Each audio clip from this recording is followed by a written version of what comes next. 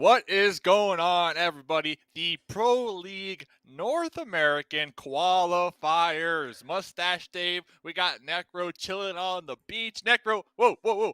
How's it going, man? You look like you're on vacation right now.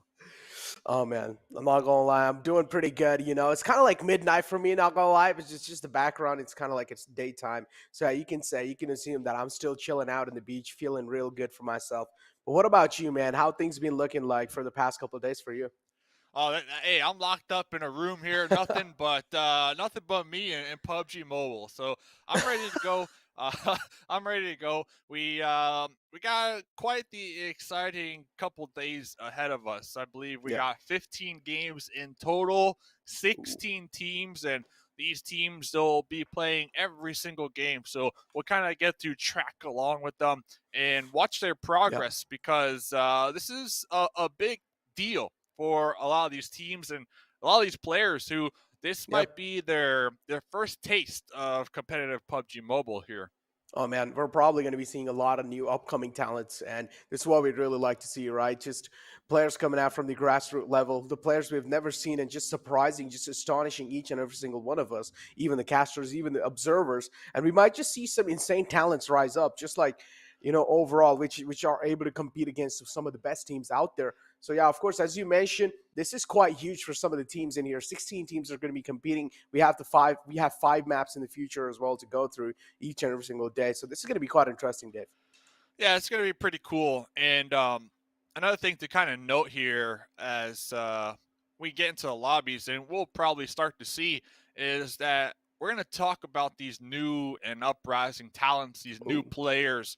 But I have to assume there's also going to be players who are kind of veterans within PUBG Mobile who mm, might not have made it to those bigger stages in the past, right? So they're going to be playing here for that second or third attempt to try to climb up the ranks here with some new blood with them. So I feel like that's an important thing to note here because they are mm. vets within the game, so they can kind of share that knowledge with these newer players and kind of just watch them grow. Yeah, exactly. As just mentioned, the veterans definitely will need a share. So they will probably have to be the IGLs of the team as well because they will have some new teammates to back it up. But again, for us, when it comes to new teammate, this is going to be, as you mentioned at the start, a complete new test for a complete new taste for them, right? They have never been at this high level of a competition ever in their ever, and now this is the first time for them to actually, get a little bit of taste how the future lines are going to be looking like. Because from now on, competition is just going to get tougher and tougher, and they will need to try and adapt to it. As you mentioned, the veteran players will try their best to try and train these players, but again, in the end, it does really come down to that adaptive nature of each and every single player. Well, talking about adapting, let's check out the format because these players, they're not going to have much time to adapt. As we mentioned, 16 teams, 3 days, 5 matches per day in the top teams. And I got a confirmation before the show started. The top 8 teams from this lobby will advance to PMPL. So that's the goal Ooh. here. Top 8 at the end of day 3. That's where these teams want to find themselves. And talking about Mm. teams, Necro, let's check out the teams that will be playing. Oh man, let's check out the team. On the first, we of course have 100 Troubles, then F7, pretty much all the new names, man. I personally don't really feel like I've seen any of these names in the past. What about you? I've seen a couple. Yeah, I've seen a Mm. couple. And to kind of go back to the original point that we mentioned a couple moments ago, Yeah. is that some of these teams they might not have made it through these earlier stages last Yeah. season, right? So they're coming back here the next season, maybe a little boosted up, a little more Mhm. prepared based off of those lessons that they learned last season. And I'm looking at Pro Era. I'm looking at the TacoLovers, my favorite squad, the Hitlist, Ogilvy. There's a couple teams here that are going to be kind of returning, trying to Mm. claim that glory and make that next round here. Exactly. I mean, they're back with some new, fresh start. This is a chance for them to get a fresh new beginning and a beautiful slot inside the PMPL in the future as well. As you mentioned, there are a couple of returning names in here, and it's really going to be interesting to see how they're able to adapt and improve themselves over the course of time. And probably, I mean, we just went through PMGC as well in the past. We might just see a couple of teams trying to replicate those strategies as well. Yeah, definitely. Because PMGC, the grand finals, what, 2 weeks ago, maybe even a week Mm, ago, you and I were there. We were having a yeah. good time watching those teams, and we learned some things ourselves, right? The meta that kind of evolved throughout the Mm, season. So you have to assume that a lot of these players, they did watch those top players at the top echelons of competitive PUBG Mobile, and they'll take a page or two out of that playbook here and try to use it here. And kind of another interesting topic that we'll bring up here in this pre-show is a couple of these teams had individual players last season say the team did not qualify, but they had individual players who might have gotten picked up and put ooh. on a new team who was in that next round of PMPL. So this is like, to me, a very good stomping grounds, kind of trial grounds as well for these individual players to really get their name out there. Yeah, exactly. As you mentioned, this is kind of like a chance. If you're able to stand out over here, maybe in the future, any of their orgs will definitely pick you up. This is where you really need to pop off. If you do so, then of course the future is going to be way much more brighter. But also, you mentioned there are a couple of returning names as well. That means there will also be a new talents on their side. So I do want to see what they've got in their back because now there are a couple of veterans, couple of new players. Of course, new players. That means they also get inspired by the old pro players. So I do want to see how things are going to be looking like because of course they're going to use those old strategies, but they're also going to add a little bit of twist from their own side. Yeah, it's gonna be fun, man. It's gonna be fun. We got 15 games in total, and talking about those 15 games, let's check out the schedule and see how it's supposed to unfold. So we got Erangel, Sanhok, Erangel, Miramar, and then Erangel. So the majority of the map being played is Erangel. Any thoughts Ooh. about that one, Necro? I mean, of course, Erangel being the classic map, it makes a lot of sense as well. Erangel being played. At this point, Erangel is one of those maps that each and every single player at this level is really used to. And that's why it makes a lot of sense. In schedule, there's a lot of Erangel being played because most of the players are really comfortable, right? We've seen each and every single player being so good and consistent, probably. I mean, when it comes to the map of Erangel, because they're just well aware of that map. Yeah, and unfortunately for us, we're not playing on the Spider-Man update, so no, you will not be Oh, no. seeing your favorite player here shooting their web, getting all over the place. I tried. I asked Necro. I said, "Hey, can we play on the Spider-Man patch?" They said, "Dave, you're crazy. Ooh, Get out of here." So makes yeah, sense.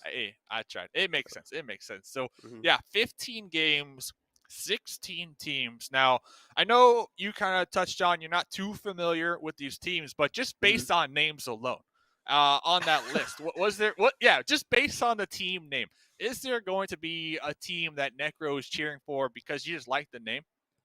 Oh man, I'm going for TacoLovers already, man. Ah, yeah, let's go, It's let's about go. food. That Come on, I'm a chubby man myself, so I'm of course going to be going with TacoLovers. Let's get it, man. What about you? What do you think so? Which team are you going to be going with? Yeah, the TacoLovers is the team that I picked last season at this Oh, stage because of that. Because they have a sweet name and mm-hmm. the mascot is just a cute little taco just staring at you. Like, I know you said you like to eat tacos, but if you look at that taco, I don't think you can eat them. Like he's just looking at you with his two eyes, just smiling at you. Like I would feel guilty It's eating cute. that taco. It is Yeah, cute. yeah. One team that I was really cheering for besides the TacoLovers Mm. last season was Team Vamp. But I did notice Ooh. that Vamp, they changed up their logo just a little bit. They got rid of their mascot. So I'm curious if that will kind of help them here this season. And some familiar names just to kind of enlighten you here: LeveLx, Pro Mm. Era, Ogilvy, and the Mm. Hitlist. So those four teams, even HQA. So those 4 to 5 teams, they have been, as an org, just competing in the past couple seasons of competitive PUBG Mobile. So you got to keep an Mm. eye on these teams. I mean, that's quite a lot of time in itself, right? I mean, they have kind of a lot of experience on their back. And honestly, the teams that do have a lot of experience, I do not want them to stomp the entire lobby. I want the new and upcoming players as well have an equal amount of chance, just as how much the old players have a chance. Because of course, when it comes to new players, new blood, young blood coming out, they are trying their best to prove themselves up. But just because a little bit of more experience in some teams, that might just be able to overshadow them. That's not really what I want to see. Instead, I want to see a tough competition here, Dave. Yeah, and I'm kind of looking at these newer teams like Katalysts. Might be a new Yeah. team name, but I see Memo, King A, Neo, Kodo, some players who have been competing here for some time. And then I guess another one that we'll have to talk about because I know the chat will probably be talking about it. 100 troubles. I see Ooh. Russell. I see Sixless, a player who has been in the NA scene for a while now. So we Mm. do have a lot of these vets, these veterans within PUBG Mobile competing here, and I'm really excited to see how they'll be able to help their teammates if they are kind of newer to the competitive scene with that knowledge Mm. that we're going to be talking about here. I'm sure. I mean, even though they're new, yeah, they are new to the competitive scene. The thing is, I'm pretty sure they have been following the scene, though. They do exactly know how things really do work around, how strategies do work around. But again, just watching and actually playing it yourself, experiencing it yourself, that's a huge difference, Dave. And this is what the difference these teams are going to be noticing. These teams are going to be understanding. And at the start, I'm expecting there's going to be a little bit of nerve shaking, in the first couple of games. But as time passes by, I'm pretty sure they should be able to get their nerves over, and they should be able to get the guns, hold the guns with the nerves way better. But I do understand there are, as you mentioned, a couple of teams that are pretty old. So what do you think, so man? Are you going to see like a complete aggression all the way off the bat, or are you going to be seeing like a safe game off the bat? Um, that's a good question because we Mm. got 15 games and the goal is top eight. So that's a lot of teams, right? From Yeah. this lobby that will be moving to that next round. So the goal is top eight. So it doesn't matter if you finish first or if you finish eighth place here. Mm. All eight of the teams will be moving to that next round. So I feel like to really alleviate that pressure, I think today's a big day to try to capitalize on the fact that these newer players might have those nerves kind of going against them. So take full advantage of that and just play focused, play steady, and get consistent points all day so that Mm. day two, day three, you're not sweating too hard because you already got a nice amount of points in the pocket to your side. So I feel like these veterans should definitely keep that in mind and take advantage of the fact that they might be competing against some newer players to the competitive scene here. I mean, newer player, that means they're all veterans as well. They're not really used to it. They don't really know how strats are going to be used by the newer players, right? So even newer players coming inside, they have a little advantage because they're, of course, going to be unpredictable for the first couple of games. And these veterans will have a little problem to try and adapt what exactly is going on. But still, veterans will already have a huge advantage over all the new players that are coming in. So I'm expecting the veterans, of course, to like dominate the first day. But as you mentioned, the first day, as soon as if you're able to kick things off pretty well on the first day, that's gonna mean quite a lot because you only have 3 days and 5 games per day. You don't really Yeah. have a lot of time in your hands, and it will be slipping by as soon as the games are kicking off as well.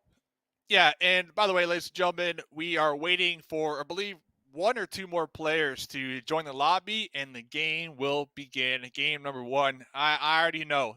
We have a 15-minute delay from now to the live stream, but I can already tell the future that the stream is like, game, when? Start the game. We want the game to start too. So it'll be there Yeah. very shortly, and we'll get the ball rolling.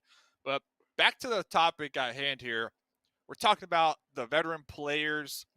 Another thing that you kind of have to think of, yes, they are veteran players, but then at the same time, how come they haven't made it to that next stage yet in the past, right? Like, how come they Mm. haven't been to the top? How come we haven't seen them play in the grand finals? So I do commend them for coming back here and giving it another go.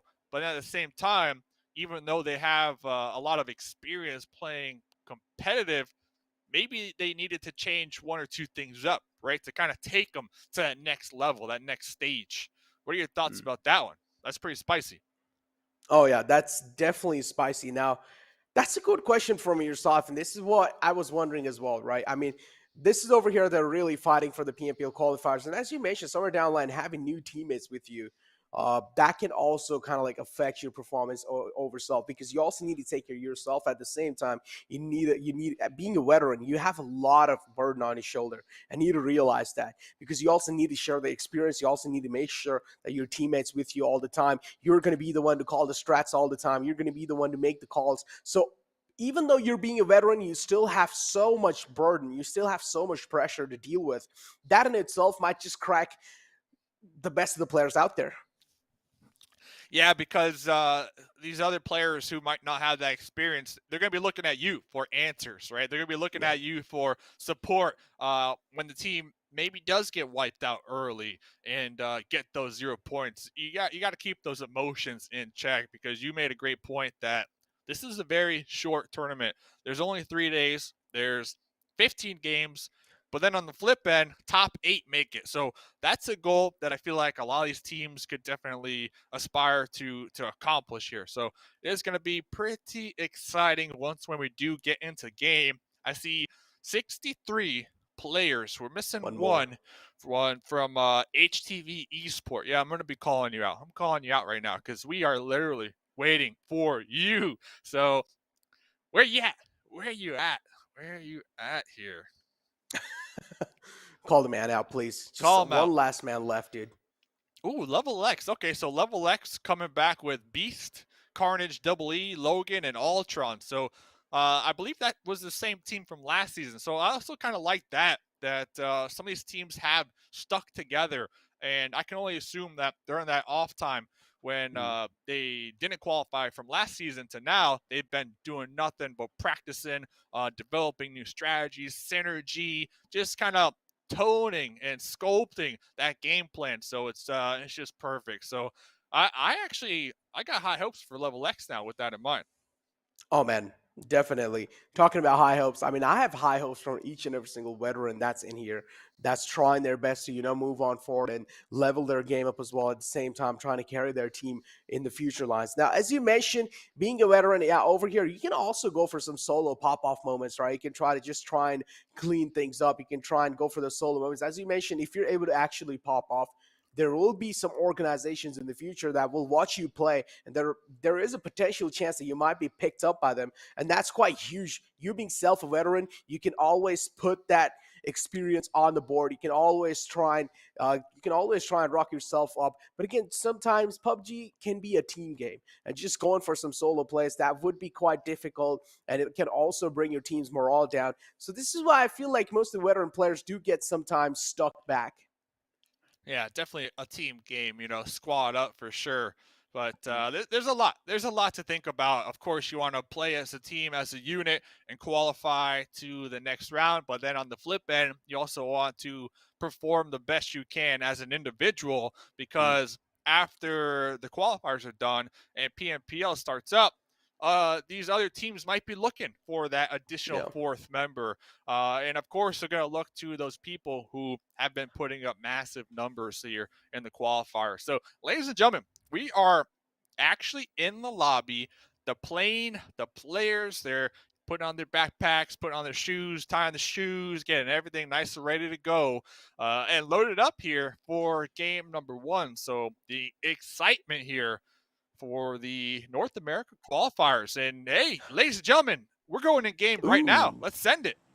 Oh, let's get it, Dave. And the problem is now there are a lot of new teams coming up as well. So they're not going to know where these teams are exactly going to be heading towards. So that means we're probably going to be seeing a lot of drop clashes. And the PMGC, each and every single team knows, okay, where this team's going to drop. So they do respect and they do give their own personal space to them. But over here, at the first couple of days, or at least at the first day, we're going to be seeing a lot of drop clashes happen. And to try and adapt to it, that's going to be quite interesting, because even though they do realize, okay, there is a team dropping on their drop spot, sometimes it might just come down to their ego. Yeah, of course you got scrims, of course you got practice, but a lot of times these teams, they like to keep that strategy close to the chest, right? And they don't like to show all their cards. So although some of these teams might have practice against each other, you can't take it too serious. You got to take it with a grain of salt here. And well, I agree with you. I am expecting some early conflicts here tonight as teams kind of feel out the lobby and get a good gauge on everything that's going on. And right off the bat, I see 100 troubles dropping up there in Stallber. Ooh, that's quite interesting. I haven't really seen any of the teams in the past that have been casting dropping up in Stoller. That's quite interesting. I do want to see what their game plan is going to be. Like, I do already see them just separating around from each other, going for those small little compounds and just prioritizing loot. It makes quite a lot of sense. Circle moving on the right side as well. So that means you talk about drop clashes. We aren't really seeing a lot of drop clashes here, Dave, and that's quite interesting. Maybe not yet. Maybe not yet. Definitely some rotational conflicts, though, with the zone being out here to that northeast and a lot of players and teams out there to that west side. So looking at the 100 troubles kind of drop spot up there in Stallber, it actually paid off pretty big time with this zone because they're going to be up there in the north. They got a ton of room to work with, a ton of time to work with, and they could pretty much loot all those little individual buildings and then make their way into, yes, Naya, that is currently free and clear. So I actually, at first, I was like, man, this is a weird drop spot, but I actually really like it. I'm a big fan of it here in this game. And it goes back to they're going to be playing it nice and slow and steady as well, right? And I like that because to me, a drop like that means that they got their eye on the bigger picture, and that's getting some solid placement points here in game number 1. Ooh, just trying to play for that survival game. Makes a lot of sense, yeah. GameChangers, though, dropped all the way on the bottom left in Primorse. I do want to see what their game plan is going to be because they still need to make it inside the circle. It's going to be a long pathway in as well. It's a game changer, having to deal with a lot of things to move inside. And sometimes if you're going to be going for those late rotations, things might not work out for you individually because there might just be some teams, yeah, even though they're not really trying to contest you, but still there might be some rotation clashes, and that's what you really do not want to see this early in the game because, yeah, you might just win that duel, you might just win that team fight, but still there will be a little bit of casualties even on your side, and you do not want that. Yeah, I'm looking at GameChangers still in Primorsk. They have two options, right? They can either get in a boat and take the channel, maybe even go all the way south to military base if they have an extra gas can and make it and dock on a Milta, right? If they want to play extra safe, extra slow, and that avoidance, or they could just move through Ferry Pier, and we saw there that the Hitlist are going to be in Ferry Pier. So it really depends how comfortable the GameChangers feel here. If they are comfortable in their gun skills and their team communication, do they want to take an early fight here in game number 1 and risk the possibility of getting those 0 points if they do get taken out early? Or do they just play that avoidance strat here and go for solid placement points? So I'm really curious to see what they end up doing, just looking at them and their position to this zone. Now, being new players, being new teams as well, we might just see a lot of lack of communication sometimes, lack of team synergy as well, maybe some rookie plays, but in the end of the day, it really does come down to you winning the fight and you trying to go for those wins inside the game. And I do want to see how they're going to be doing so. The Chosen moving quite close to another team in the front, but it seems like for now, there's no intentions of moving close. God G, it's bottom out. Luckily enough, no shots were connected onto himself. HTV came inside the game with only 3 players already being handicapped off the bat. That's not a good news for them. Yeah, that was the team that we were actually waiting in the lobby for, and I guess they never showed up. So down to just 3 this early on. Fortunate for them, though, they are going to be east of school, and when we did see the zone, that is in circle number 1. So as long as they could, what looks like they're trying to do is have these vehicles and avoid these tires getting popped, they could camp that one out for some time. They don't need to worry about too many early game rotates here. So they're going to be pretty solid. But on the flip end, yeah, talk about a team that's not camping out nothing here. Katalysts. I like how all 4 of them have vehicles right here. Yeah, they're just sending it, dude. Just going inside, right? I think so. This is one of those teams that would like to play the center of the zone and would make quite a lot of sense. I mean, these are just the PMPL qualifiers, right? And if you're going to be one of those proactive teams, that's going to pay off quite huge for yourself and your team. So Katalyst already on a move. Do see one man all the way in the back, though, taking his sweet little time, just scouting around, making sure his teammates have a clear pathway in the front. And it goes back, though, to like the players and their level of in competitive lobbies, right? Like we've talked about Memo, King, and Kodo. They have played in competitive before. So with that in mind, if they do see another team out there in the distance, they might be one of these squads because they do have experience. They might be one of these teams that tend to take these early game fights, these early engagements. So got to keep your eye on them for the time being. It looks like they did center up, like you were mentioning here, but I'm still going to be looking at them because they do have that experience. And just north of them, it's going to be the team that I kind of called out, LeveLx. Talking about experience, they're going to be up there in those Yesnaya fields. So things are definitely heating up as a lot of these teams, a lot of these players currently in these vehicles looking to grab a better position here in circle number 1. I do want to ask the production to get the map up as well to know exactly what's going on the map. But yeah, for now, Thirdeye as well. Just trying to move in, just trying to get a comfortable spot. Are you? I am. So if you got a question, let me know, man. That's why I'm here. What do you want? All right. I'm here. All right. Just tell me what's going on in the circle. Which of the teams that are being really proactive? Well, GameChangers is still in Primorsk, in the blue. So that's the opposite of proactive. They're playing nice and slow. We got the Chosen dead center.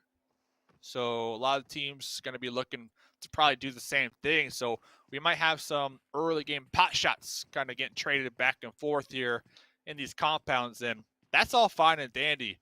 You just need to make sure that you're close enough to your teammate that, say you do get knocked, you got a teammate near you to pick you up. A lot of teams are passing close by each other, and I'm pretty sure as soon as the next circle hits the deck, that's when the bodies as well would start hitting the deck in Pro Era. There was a team that made a quick rotation quite close to them. We do see a team in the front as well. For now, they're just trying to take out the buggy tires. Do spot a rotation in the front, but still, it seems like has no intentions of taking any shots for now. Look at Pan just zooming in right here with the M4. Unfortunate for them, that tree bridge is in the way. Who put that tree there? Who put that tree there? Who put it there, They're getting intel. They're getting intel, right? And that's the important part here. They're getting a ton of intel. The Chosen, I know, kind of looking at the chat here. Ooh, there's your map you were asking for. Looking at the chat here the other day, a lot of people, a lot of hype coming into this event, the qualifiers for the Chosen. So that might be a team to keep your eye on here. Ooh, okay. Maybe I'm going to be having my eyes locked on Chosen as well. But a lot of hype. Yeah, TacoLovers has to be one of those teams that I'm personally really going to be going for. It's kind of like my hearts with TacoLovers.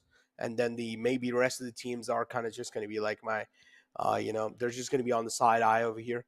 But yeah, circle moves in, and now this is where it gets a little bit more compact, and teams are slowly and steadily starting to traverse inside. Teams that are right in the center, they're going to be looking quite good, but still they will need to make sure that they're not really being the center of attraction as well. So you're talking about the TacoLovers. Looks like you gave them a care package, a crate over there in school. Oh, man, I'm just saying, scripted, maybe, just maybe. And, well, they're going to be down there of school, safe, secure. The Hitlist, though, okay. They're posturing as if they want to take this fight with Vamp, but Vamp on the flip end, full-on retreat mode. They were getting shot in the process. They don't want no smoke. No, definitely they don't want no smoke. Each and every single team playing for their lives inside this. I didn't expect things to be this safe. You haven't really seen any blood being drawn yet, Dave, and this is quite interesting. There are teams right next to each other, but they're still holding their triggers in their hands. They're not really deciding to fight. It's just a complete trigger discipline from each and every single team. And I do know, yeah, sometimes it can be really good, but if you don't start getting rid of people at this point in time, they're going to hinder you quite a lot in the future. Oh, we already start to hear some shots. Ooh, HQA. G-Wang right here. Oh, what's going on? Jat G pulling up with the wrong dip here, Necro. Oh, no. Oh, no. Did not really expect that team to be there and easily being taken care of now. Helping quit addiction. Looking quite good in that dip that they have found themselves in. They're probably going to be holding it for quite a long time now, even in the future. The hit list, do you realize the compound in the front is being taken by Vamp? Now, Vamp is one of those teams that you're going to be looking out for. So tell me, man, what is that really stands out to you when it comes to Vamp? Well, last season was their mascot, cheering them on the sidelines the whole time, and I think that extra additional support really helped push them in a couple of these matches that they might not have performed the best in. But when it comes to this season, I don't see that mascot anymore. So this game, I'll get back to that because Pan, remember, we saw Pan a little bit ago kind of scoping in, but that tree branch was in the way. Oh, man, I don't know what happened there, but Pan kind of overextended, got turned on. Oh, Where's the team? unfortunate for sure. The rest of his team do seem kind of separated, out of sync as well. Flash in the top, trying to rain down death and destruction, but is that going to be enough? That's the question. Team Chosen, they are hurt, but they're not hurt enough. They can keep on trying to just take out the fallen man, Pan. Pan's life is in danger, and it will be taken away easily. Pan out the equation, eliminated Pro Era, left with only 3 players to work with, but it's fine. They're not the only team in the lobby with 3 players. There are a couple more teams as well that were handicapped off the bat. So Pro Era, they will have something to feel at least good about for now. Yeah, and Team I like Chosen how in the the front. Chosen. Yeah, I like how they only sent 2 up in the front lines with their buggy and their Croup, right, to take this fight. Meanwhile, they kept Poppy and Lan in those compounds, the complex right behind them to make sure to secure that one and keep it pinned down so no team could snatch that from them. And I like that play right there. They didn't devote all their players to just get this one flush. Instead, they got their eye on the bigger picture here. Look at this. Next zone goes up, too. Oh, next zone goes up and it moves down south. That means all the teams that are up north, you can see a huge wave of vehicles just moving down south as well. And this is where you're probably going to be seeing a lot of rotation clashes. Pro Era just trying to scout out the areas right next to them. And luckily enough, they have found the circles right on top of them as well. They're kind of right in the center, but there are a couple of teams approaching them, and it's going to be Team Chosen. Team Chosen has already managed to take 1 player out from Pro Era, so that's going to be leaving them handicapped. But still, a 3-man roster can make a lot of things happen. Yeah, and to be fair, Pan was out there kind of by themselves doing a little bit of investigating, lean peeking, and, took some shots and got immediately turned on.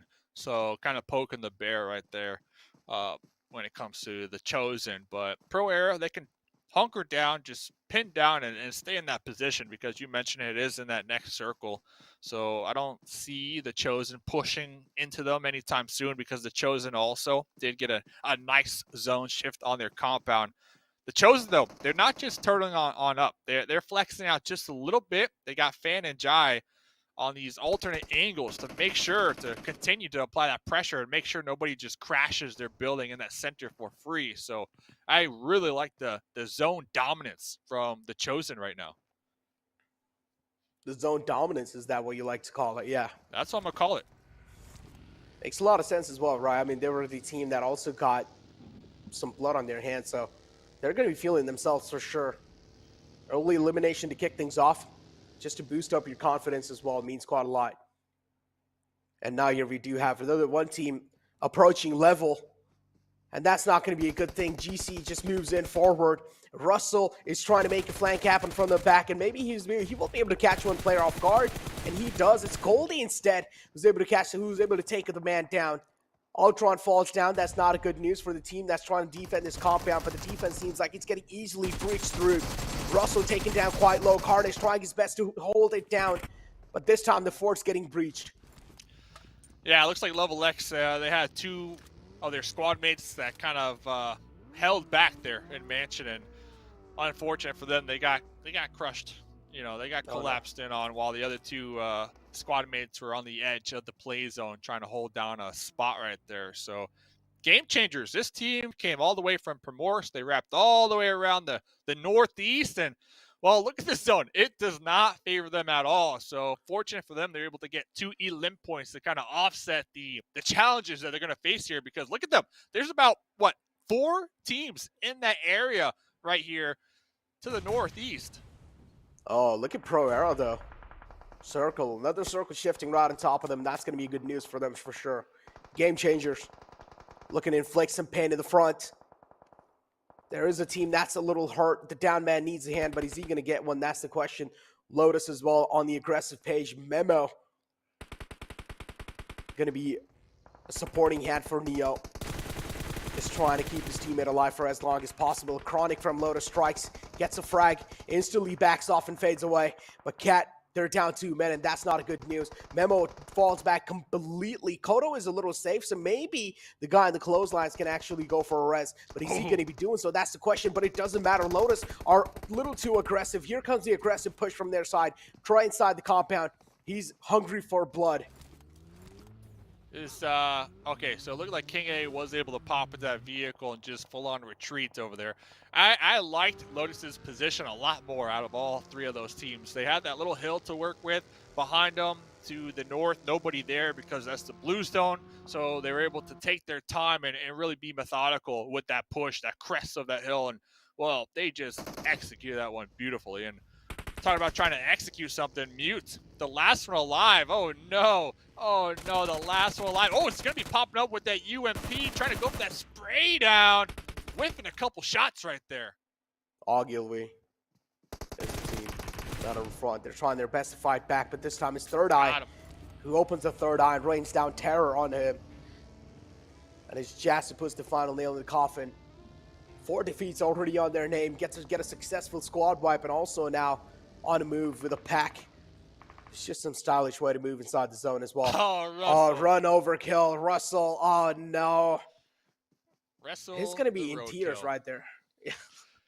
Russell the roadkill right there. I wonder if Mute, if they knew Mute was there, that's why Mute was kind of pressure to pop up and try to make a play compared to just snaking it. Oh. Very curious. But F7 Esports out here. Okay, looking to take a fight with K19. F7. Teams in the front, F7 definitely unsettled. We're finally seeing a team being eliminated on rank #8. That's not going to be good news for that team, definitely. But it's fine. You still have a couple of more games to go in the future.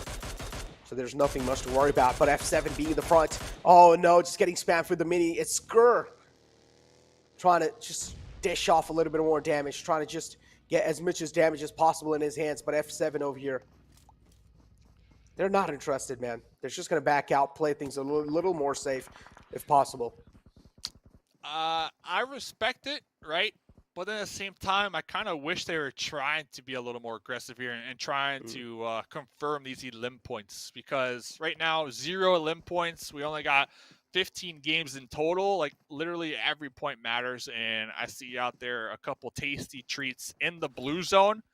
Like, if I'm in game, I might be looking to press out a little bit to get these elim points, right? So, I don't know. That's just my take. But they're doing their thing. They're doing their thing out there. Makes a lot of sense. I mean, what you're trying to say makes sense as well, but look at the players, right? Think of this with the players' perspective. They're already going to be having their nerves shaken, man. Yeah. And to go for those kind of aggressive plays, that's going to make them question 1,000 times.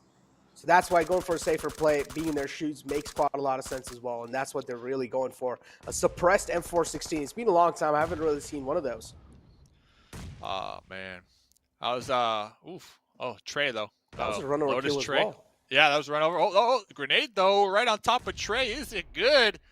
Oh, right past him. Right past him from Thirdeye. The solo from Thirdeye, by the way. But looking at the points, Lotus, man, we saw him on that that collapse a little earlier on. There's 6 elim points so far. Trey going to be popping up, but Jazz going for that vehicle explosion.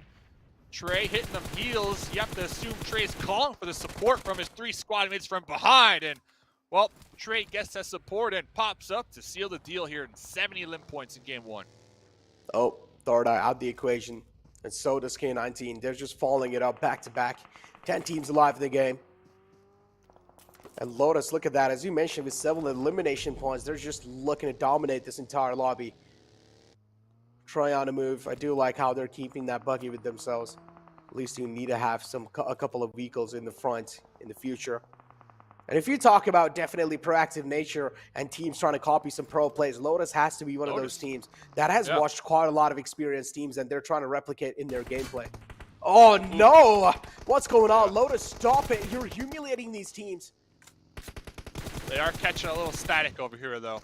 They are catching a little static as Trey, once again, in their buggy, trying to go for those vehicle runovers. Looks like they were able to pull back, looking out there. In the What? distance, I was going to say, looking out there in the distance, I think those sight lines were exposed. And, well, Lotus, ton of elim points this game. But look at this. That compound, those buildings that the Chosen picked very early on, still in the play zone, Necro. That makes me wonder, did he just not have any smokes left, or did he just forget to use the smokes? The heat of the moment. The heat of the moment, man. You know, your blood's pumping. Yeah. Your blood's pumping. Makes a lot of sense, man. It's just always, I mean, I also need to understand there are some new upcoming players that we're watching in here. So these kind of rookie mistakes are expected, but the wall of death is moving in as well in the back. They will need to try and beat the timing on it. Oh, I'm looking at HQA. You got Tiny Pig and Sup Pig. Okay. Okay. I like this. I like what I'm seeing. I like this. But look at Glint. Does Glint know that a Tiny Pig is right behind him? Oh no. You gotta always watch out from the Tiny Pigs. They're vicious. Oh, they're they're vicious. Indeed. I'm not really, I mean, I don't really know much about Tiny Pigs, but if you say they're vicious, then they may be vicious. Yeah, when they're hungry, watch out. Oh. Watch out. Okay. I'll take note of that for the future. But yeah, 100 troubles out of the game. Not looking that great. So many teams being eliminated. They're just following it up back to back. 7 teams alive in the game with 18 players in total. And Team Chosen as well. They are alive and kicking things over here and there. The hit list. The Weekly's about to blow up. They need to get a little bit of distance for themselves. TacoLovers alive with 3 players in the game, but there is a huge separation for themselves. 2 players over here. I don't know where the rest of the player is.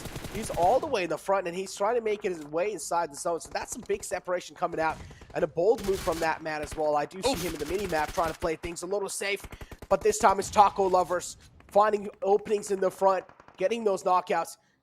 All that matters, or at least all I'm looking out for, are they going to be able to convert those knockouts into kill? That's the question. Goldblade taken down quite low. Reckless is connecting those shots. Yeah, so much spray coming out right now. And TacoLovers doing a great job at keeping this pressure onto the hit list, but they're giving away a lot of intel as well. We got the Chosen right behind them. But this is looking like the Chosen's game if I had to pick. You know, they still got their numbers. They got 4 up. They've been playing nice and clean. Every single play they make is well thought out this game. So I have to assume, unless somebody plays spoiler, the Chosen might take this chicken. But look at that. Faker cooking a grenade, looking to toss that one. Legal looking right over there. TacoLovers, that's your team. You picked them. They're in a top 3 situation right now. Top 3 situation. Looking to seal the deal inside the game. 1. Faker finds one. But does he realize there's a snake in the close? And Legal, I'm pretty sure he has spotted Faker out, but he's just taking his sweet little time to try and strike, or at least find the sweet tuning to strike in and get the kills secured on Faker. Faker definitely is looking like an experienced player with the way he's playing. And look at that. Faker somehow is able to find the opening onto London. He goes down, and now F7 Legal peeks out, position compromised. And God Plan in the front will be taken care of, will be instantly shut down. Faker realizes there's a man in the close, but look at this. Legal's doing so much damage with the UMP, the close, and this is why UMP is just so good in those close range. Reckless to save the day for the TacoLovers. 6 elim points for the TacoLovers.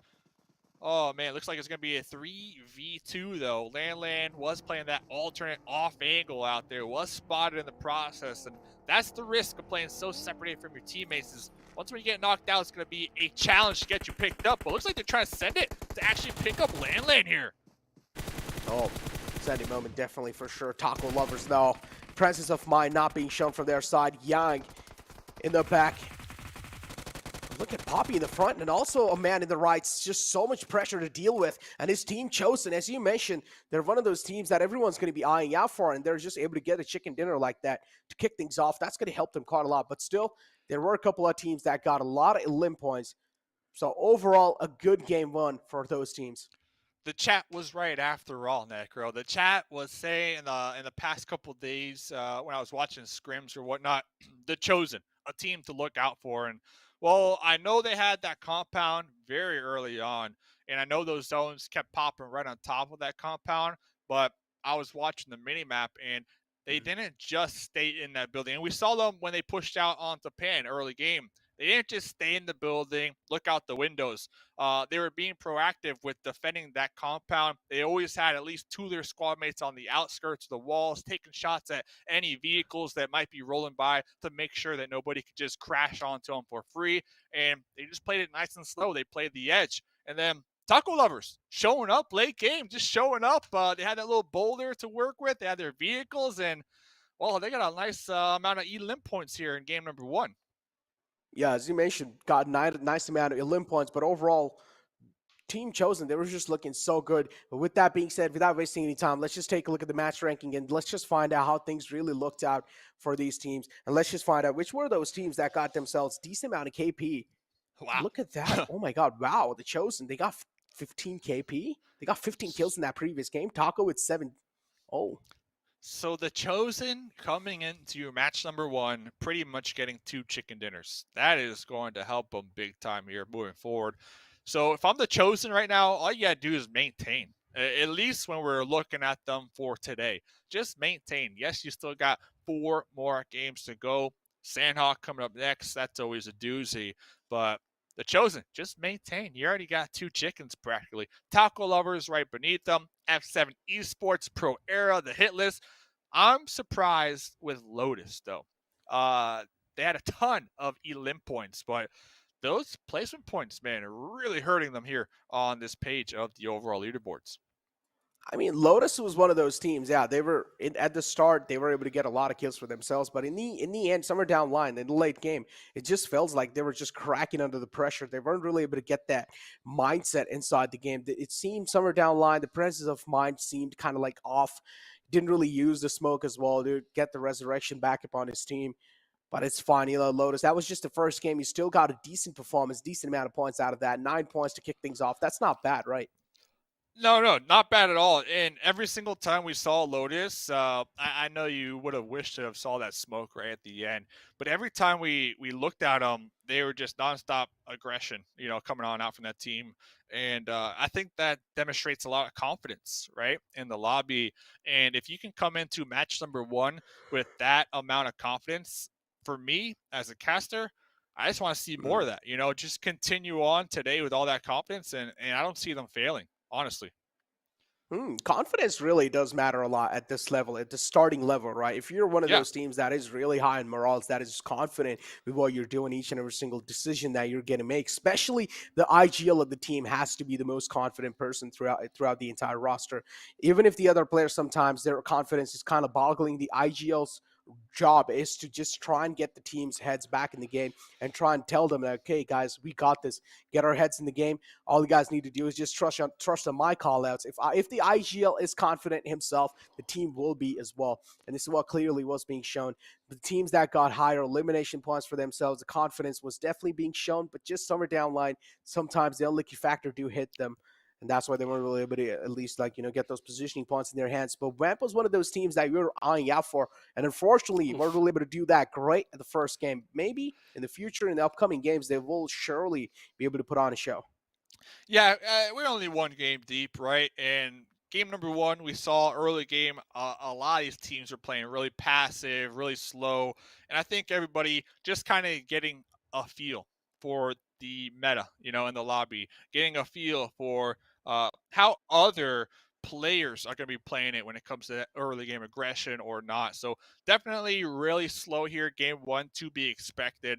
And just in case you're out there wondering, Necro, look what they did to me. I'm just Mustache Dave, as if Mustache Dave isn't enough down there. Underneath me. They got me good. I saw it. So yeah, I think if you are one of these teams that performed, on that second page, don't worry about it. We got more games to come. And talking about more games to come, we're going to send it to a quick break, and we'll be back with Sanhok.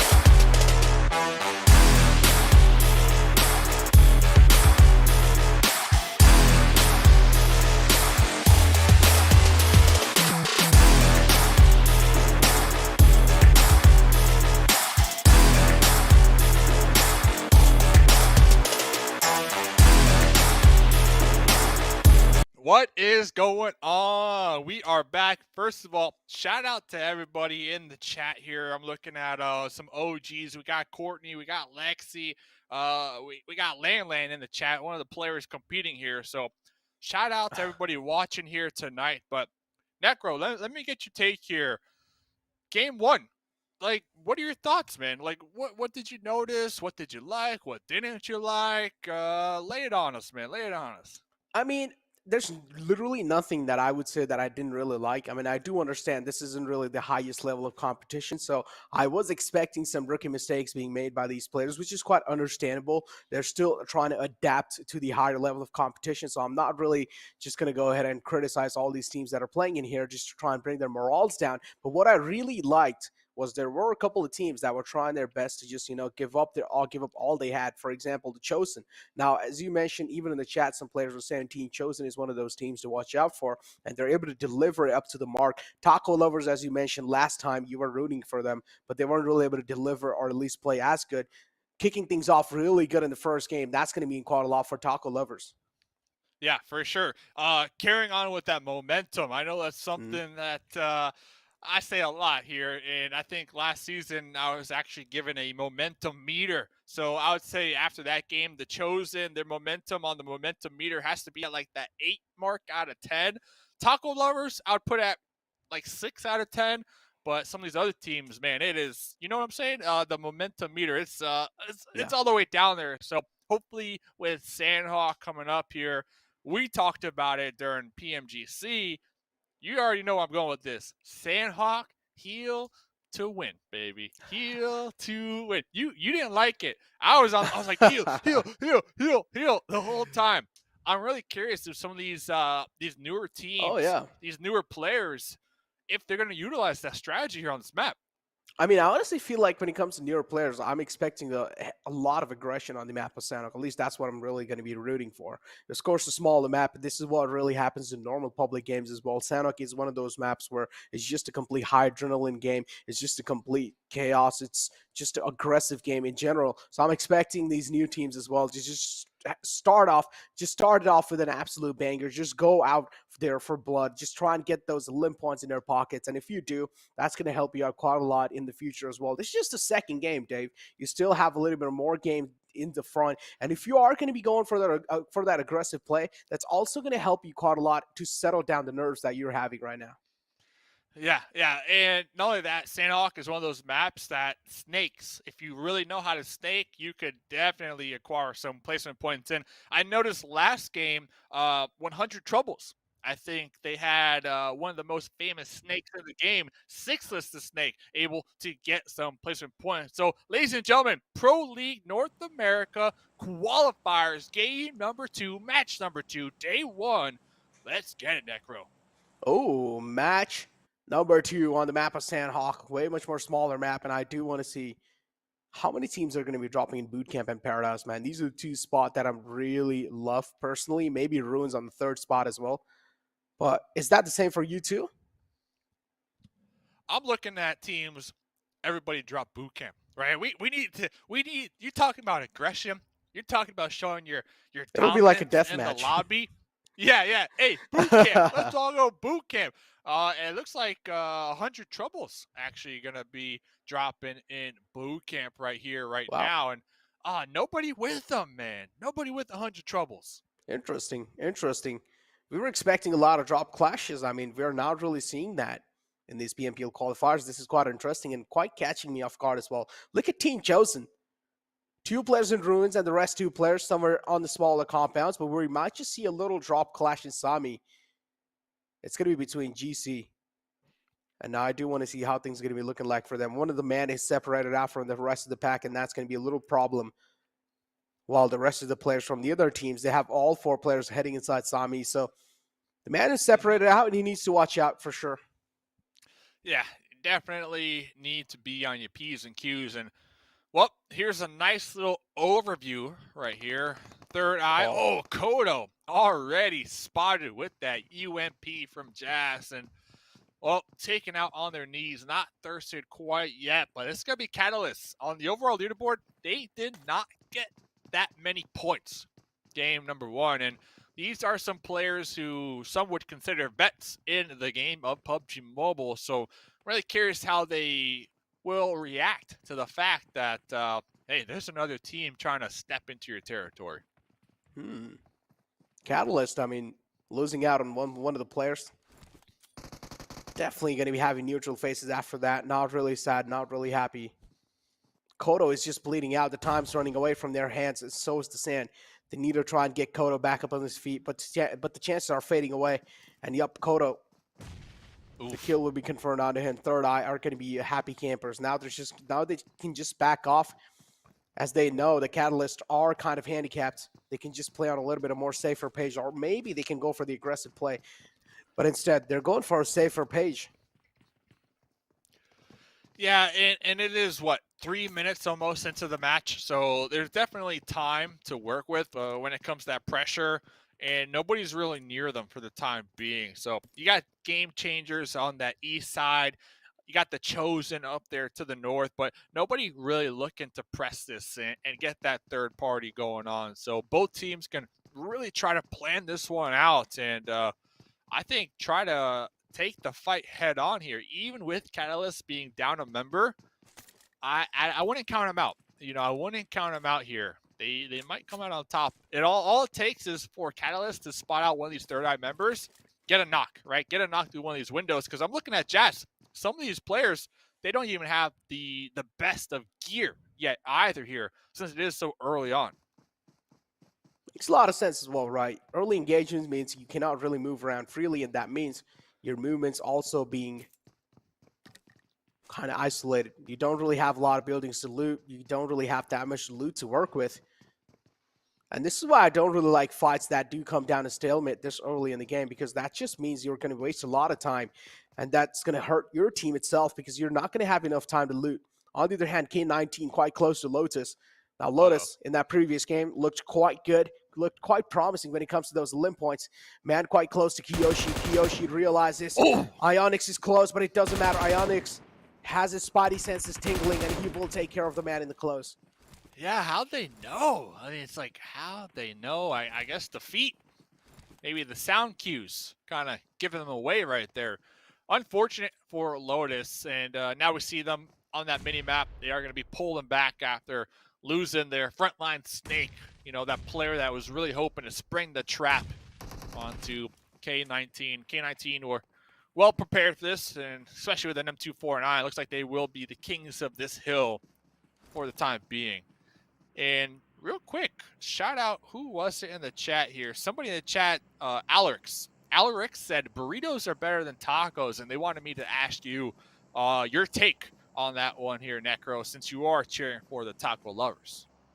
Okay, I mean, I would honestly say that I haven't really tried burritos. I'm from India, look, and I haven't really tried burritos. I mean, not enough burritos to give a take, but I would say from the tacos that I've tried, I love tacos, man. Okay. Well, Yeah. you know who doesn't love being the taco here is 100 Troubles. And when I say taco, I guess the grenade taco that they're currently getting pinched into right now. And let's see what Wancho can do. Juancho lobbing in those nades in the front. Jaji taken down quite low, but it's fine. Still has a decent amount of HP. He can try and patch himself back up. 100 Troubles with that bootcamp control looked really promising inside the game of Sanhok, but I do want to see those promises. Are they going to be leading up to something, or is that just going to be leading to their demise? THL in the front, kind of on the back foot, did realize they do not want to go against 100 Troubles that quickly, or at least that early in the game. Maybe they just want to play a safer game over here. 100 Troubles, but a grenade ain't one, as it does look as if all of them were able to avoid those grenades. And very, very surprised, actually, that the Hitlist ended up pulling off of that one. And they're going to be grouping up just north of Quarry. But popping back over here, Thirdeye, remember, Thirdeye, they were trying to take a fight with Katalysts off the drop, off the rip. And I believe the Chosen might have heard those shots, and they are looking to press the situation. Now, one thing to note here, Necro, the Chosen, they only have 3 of their teammates up here kind of surrounding Katalysts. Meanwhile, Landland's still back there looting on their original drop spot. So very interesting player right there. We did see Katalysts already taking a little bit of casualty on their side, so they're going to be unhappy for sure. Team chosen in the front and quite separated out. Poppy, the man at the front lines. Memo did sense him being in the front. But look at this, also taking little shots for the left side. They need to watch out, but the nade from his side, the nade from Memo is going to be on mark, and he will find those shots for sure. But look at this, what's going on? God G from the left with the M44X, just able to mow him down. Gee, wow. That is something else here. And yeah, Poppy was traded on their knees, but look at the teamwork. I mean, they lose one of their teammates, or I mean, not lose, but get knocked, and they're immediately trying to come up with a plan on how to close the gap and get the pickup, the revive, and pretty much the reset immediately. Like, there's no hesitation right here from Fan when Fan's kind of on that rescue mission. I like that a lot here, Necro. Memo, though, is still knocked out. Not a good news for Katalyst. Poppy as well was knocked out, but it's fine. The down man will get a hand, and he should be able to get himself back up on his feet without any trouble. Memo being knocked out, slowly and steadily trying to crawl away to safety. Godji, they're trying their best to find the knocked out man, but he has slipped past through their eyes, so Neo now will probably go for the res on the Memo, but the aggressive nature, but the aggressive push comes in through from the side of the Chosen, and they're not going to let that happen. Kill confirm comes in through on the Memo, and Neo is taking a lot of damage from the Wall of Death. Does he have the first days to work with? Only has one more, Dave. That's a little problem. And it is early game, right? It is early game, so Papa Blue's not going to be doing too much damage, but just the fact that the Chosen, instead of looking to reposition into zone, they're pushing out. They're pushing in the opposite direction right now, Necro, to make sure to get the elim point onto Neo. That is something else here. And oh man, here's the zone. But you have to assume Neo is dead to rights. Neo has 3 Chosen members hot on his trail, hunting them down. Meanwhile, look at Landland. Like, Necro, what is your take on this? Like, Landland is like completely going the opposite direction here. Interesting. So you mentioned. Meanwhile, his teammates are thirsty right now in the blue. Look on at the this. hunt. Yeah. Like, it's crazy. They're on a hunt. They're on a hunt. Beautiful nade as well to dish off a little bit of damage, and that's what he exactly does. But Neo, now using the TPP perfectly, does realize the push is coming through, and Neo needs to try and hold things off over here. Or at least try and make sure that the Chosen are being held off at bay. Poppy makes an aggressive push, but Neo with the beautiful headshot will take him down, or at least will shut him down. Neo needs to patch himself back up, and that's what he exactly goes for. He's patching himself up, but the 2-player in the front push in. But Neo just doesn't really have the HP to support himself. He will fall down. Yeah, Neo trying to hit that med, trying to boost back up, but Poppy right on top of him, able to obviously relay that intel back to his teammates, and they just, sent it through that doorway. The Chosen, right now, I know it's only game 2, but they're something else. I'm impressed, not gonna lie. They're separated enough where it really comes down to their individual gun skills and mechanics to really clutch it out, but they're also playing close enough that, say it doesn't work out in their favor and one of them do get knocked, that they're close enough that they can immediately try to get the pickup and the reset. So the Chosen, they're chosen for a reason here, and I'm impressed with what I'm seeing here so far, Necro. 15 teams still alive, only one team got taken care of this late in the game. K19, do you hear the shots in the front? Trying to scout the area out in the front with the M4 3X. The signature M4 16 can definitely dish out quite a lot of damage, but you just need to be a little bit more precise with that. On the kill feed, do see a couple of kills happening here and there. And look at the man from Ogilvy just moving on left, right. Just bobbing and weaving, just giving that jiggle movement, making sure even if he is trying to make it back to safety, he's not catching any bullets. K19, though, they already do have a casualty on their name, and it's the man himself, Skirt taken out. Skirt. You're talking about the suppressed M4. You haven't seen it for a while. I was playing LeveLx Aftermath last night. I used the suppressed M4, and I was just snaking it. I got a squad wipe, dude. So I don't know what you're talking about. The suppressed M4, to me, that's my bread and butter. Like, What do you got dude. against it? What do you got All right, against dude. it? Listen, I okay. got a All right, squad dude. I got the replay, Okay. Necro. Okay, dude. Okay, dude. Okay, have What we do you ever got seen? against it? Did we see a single suppressed M4 in the entire PMGC? I mean, did we see a solo snaking it on LeveLx? I mean, No. LeveLx is just not there in the competitive comp. Like, how But can on you say Sanhok, that? though, I'm just saying, a suppressed M4 in a snake's hand on Sanhok, that could do some damage. Yeah, that can. I mean, That could do snakes, some they need to damage, be man. sneaky, you know. Can definitely do decent amount of damage without a doubt. But, Why don't you like dude, it? I mean, it's not like I don't like it. I understand. Yeah, it can help you out quite a lot, suppressing the sounds as well. But I just feel like a compensator can be way better that can compensate the recoil instead going for a suppressor, you know? I mean, even though suppressor, yeah, like in long ranges, you can't really hear it, but still mid to close range, you can hear the shots that are coming from. I guess it was the pub lobby that I was playing in. So, Necro, one thing I want to point out. I just, for some reason, something just clicked in my head looking at Landland. I kept saying, what's Landland doing? Landland's going for meds. Landland has been doing nothing Dirty boy. but hunting down meds for the last 13 minutes of this game. That's why Landland's not playing with his teammates. He's looking for meds. So they're looking to go for that med strat here. Talking about being a fanboy for the Chosen. I'm on the fanboy. I'm the hype train conductor right now for the Chosen after watching that play.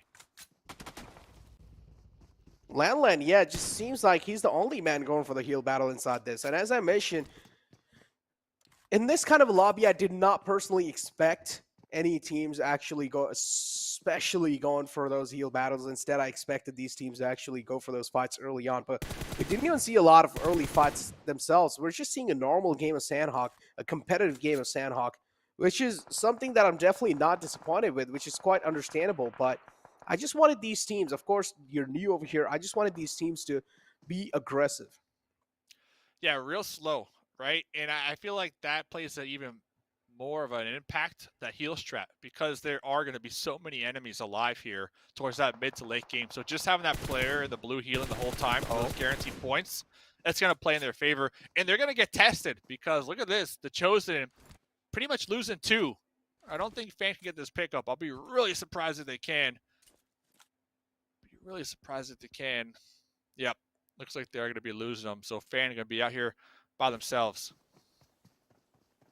Oh, man. The Chosen. Moving inside the compound. It's going to be God, Fan. Over there. Thirdeye do realize there's a man on the left. That's why now he's going to be going for a little bit of more safe rotation behind those stones and trees. Just make sure he's avoiding the sight line of the Chosen. Do like the approach he's taking, but he's now entered the water as well. As soon as he does, maybe if Godfan spots him out, that's going to be a little problem, and he's trying his best to scout the area out. He does know there is someone in the front, but still, he hasn't really caught the eye. I'm really curious to see how many meds Landland has. Like, if you had to put a number on it, I would say at this point, 17. at least 17. Yeah, I was going to say like 15. Yeah. So we'll keep tabs on it, right? Because look, there's 15 teams left. Fan by themselves, but Fan wasn't the one looking for those meds. So it's going to be a very big challenge for Fan to make it into his next circle alive, because you got GameChangers, you got Thirdeye, and the next zone right here goes through Quarry. So I don't see Fan surviving much longer, but on the flip end of the Chosen, Landland has to be just stacked up to the teeth here with the meds, with the boost, and I'm just really curious to see how far they can make it. But looking at this next circle here, Necro, any initial thoughts? Quarry finish? Interesting. Been a long time, Dave. Haven't really seen one of those, and quarry finishes can be really interesting. Trust me. This can be really interesting because getting yourself a position inside quarry, especially, this is just like a complete new thing or a complete new surrounding to adapt to in those quarry ends. And sometimes you might just see a lot of teams struggle because you're not going to be practicing for those. Iconic, though. In the kill feed, we do see that man pop it off, but on the other hand, F7 just raining down death and destruction to the teams in the front, and it's going to be Pro Era in the front. Take a lot of shots onto themselves. Casper's knocked out, Pan being confirmed, and it's all down to Flash and Vayne. Yeah, and it comes back to the fact that early game, there wasn't much action, right? So there's just going to be so many players alive here that as the zones continue to condense, these open fields, you have to assume there's going to be at least 1 or 2 enemies looking right on top of you. So you really need to have your head on a swivel, and it's going to be a challenge, right? I'm looking at these teams, Pro Era, F7. Oh, you see the toes. There we go. Oh, the spray down. So we're taking these shots now, but they're not in the next circle here, Necro. So the next circle, you talked about it, Quarry. You do not want to go inside Quarry unless it's your last option, because making your way out of Quarry is going to be a challenge. And that's why we see a lot of these teams kind of playing the outskirts of Quarry right now. And well, with 15 total teams alive, there's not a lot of terrain or compounds to work with here on these outskirts. So you mentioned 15 teams live. Don't really have a lot of cover to work with, and even the cover that you have, as I mentioned, it's just a complete different surrounding to get used to. So that's going to be catching a couple of players off guard. HTV in the front, making that aggressive push happen, and finally this time they have all 4 players available in the lobby. Quan's being knocked out, but there is a man in the back to try and get the rest back up on the fallen man. Angry Q in the front, tossing in smokes just to try and block off the enemy vision. Do like the aggressive smokes there. And HTV, the intentions are pretty clear. They do want to pass on to this compound. Let's see. Will they pounce? In this situation, GameChangers, they do have the building to work with. Meanwhile, HTV kind of on these outskirts. Now, they have more options to rotate around here. The next zone did favor them, the hard shift here. But a lot of teams, they tend to look at these hard shifts, and they might actually play these hard shifts when they're looking to rotate. So HTV, for the time being, I like their spot, but they also have to keep in mind that other teams might look to rotate and utilize the same exact terrain that they're holding down too. So we'll see what they do. Boom behind the boulder. Not in the next zone. There we go, though. HTV slowly and steadily closing in the distance against the enemies. Even though they do have a clear man advantage, they're still taking things real slow and safe. They're here to win, man. I'm telling you, the intentions are pretty clear. GameChangers, they need to try and read this push coming in from the side of HTV, and they do seem pretty tunnel vision in the front. They don't just care about their back anymore. Well, finally, we do see them turning their eyes in the back, and well, HTV, they're taking quite a lot of damage. Quan taken down low, but it's fine. He's able to patch himself back up. GameChangers do realize there is a push coming up from their back, and HTV, even one single frag can help them out quite a lot. Rowe just gives his position away with that shot. Boom, able to take down the man in the front quite low, and he's finally going to be catching the man as well. Boom, right there. Papa Blue going to be crawling up right behind. Russell is going to be cooking this grenade, prepping this grenade, going to be tossing this grenade. Looks like boom, catching the grenade right there from Russell. Oh my God, that's a huge nade from Russell. But Angry Q as well is cooking something up in his hands. Cooking destruction in his hands. Not a lot of damage being dealt, but GameChangers still. They're able to turn the tides in their favor. They're able to flip the tables over here. HTV, even though having a man advantage, now the man advantage has been equalized. Or scratch that, maybe it's a 2-on-3 still. HTV do have man advantage, but I don't like how slow and how scared HTV are playing this situation. Even though they clearly do have a man advantage inside this fight, they should realize this and just go for an aggressive push. Yeah, every team is playing slow, right? Like, it's such a surprise to me, honestly. But the next circle, we saw the shift, and we had 15 teams. Now we're down to just 9. So I'm going to call that the Thanos snap over here. And let's see, Russell looking to make a play, but Russell needs to be aware that he is going to have enemies behind him, but he's also looking ahead. Chi-Wing right beneath that Ronnie. I believe Russell might have spotted out a toe here. Yep.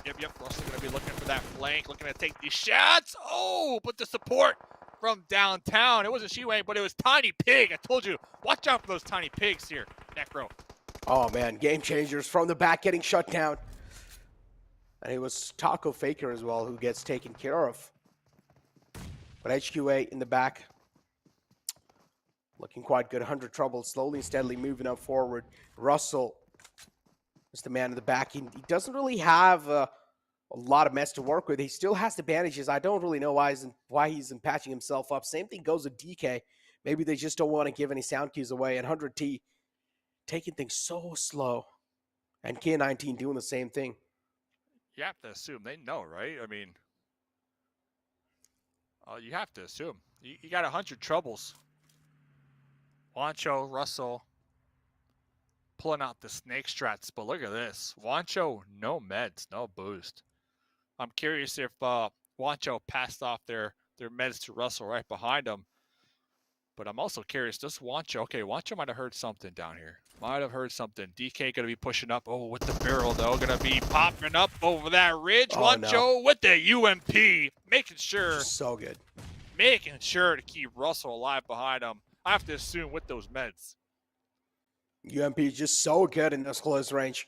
And with that initial fight, their position also being revealed, that means Vamp are going to be well aware of what exactly is going on in the surroundings. But look at that. All the way from the back, it's HTV striking in just to spoil the game for HQA. Man's down, and Vamp now on the aggressive pace. These are the final two teams alive. Mayo was taken down quite low. HQA now left with all the players alive. Actually, scratch that. They only have 3 players to work with. One of them is quite low, and the nade from Benny is going to find the opening. Another man being taken out. The equation. Sub pick goes down as well, and now HQA left with just that one last man alive. And Vamp, you are opting for this team, and it seems like you are right, Dave. Vamp are one of the best teams in the lobby currently. I mean, after two games, yeah, that was pretty impressive. Vamp, they were able to keep all of their teammates alive in that late game. They also had a couple of elim points to go with it. But honestly, Necro, it's like the whole, first 20 minutes, first 17 minutes, very slow, right? Very interesting, slow. right? Very interesting, yeah. Not a lot going on. But then we had this one circle shift where it went to the east quarter, and it's like, bam, like that. We went from 15 teams to 9 teams. And immediately after that, it was like the end of the game already. So I'm really curious, with that in mind, we do have more Sanhoks to come here in this qualifiers. Will teams play a little more aggressive early game? Only time will tell. I honestly don't think so. I honestly don't think so. The way things are going, I feel like teams are just going to get even more safer and safer because they would realize that the competition as well is getting really intense. Games as well are moving out their hands. So I feel like teams as well, they're going to try to rack up those points. Maybe on the final day, we might see teams just going all YOLO and try and get those elim points and placement points as well. I'm with you. Very, very interesting to see how many teams are playing so passive here early game. But let's check out these match rankings because one team I'm very curious to see, the Chosen, Land. What happened? Where did they place after that whole big brain heel strat?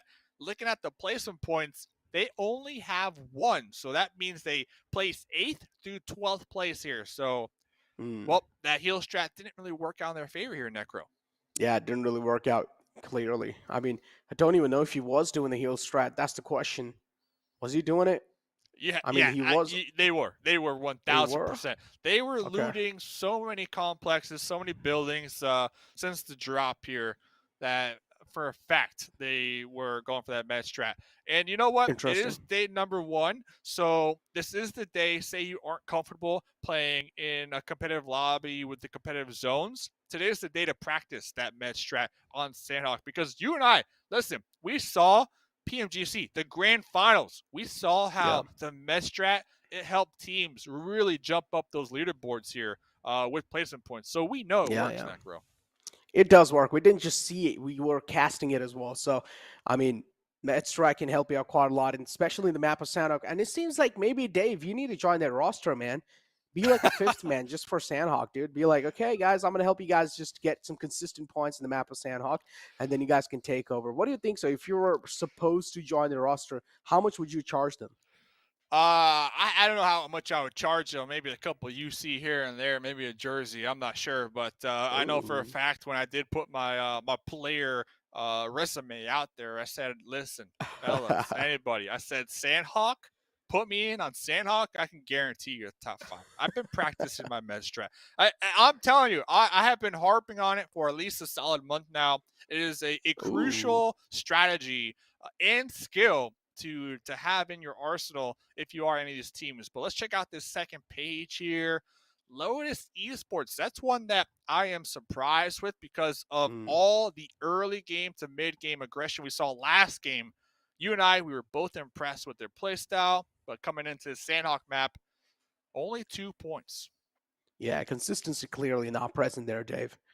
And I mean, not surprised, honestly. As I mentioned, I don't really have a lot of expectations at this level of competition from all these teams. Maybe there will be one or two teams that will completely surprise, and then they can be the new and uprising talents, as Jason likes to say, forging some diamonds. But yeah, Diamonds in the but rough. then diamonds, man. Yeah, but yeah, overall. I don't know. I'm not really expecting good performances from each and every single team. Maybe yeah, they will have one or two pop off games here and there, but all the time having pop off games, that's quite questionable at this competition. So let's just take a look at the overall rankings. After the first two games, let's find out where the teams that found themselves in, and of course, it's Chosen leading the charts. Yeah, they had 30 points in game one, so those 30 points definitely keeping them up there in the top. This last match only 5 total points, so 35 right beneath them. Vamp 27. TacoLovers still maintaining up here at the top after 2 games, but HQA 1 point behind them. Ooh, leaderboards. I mean, overall leaderboards looking pretty close, man.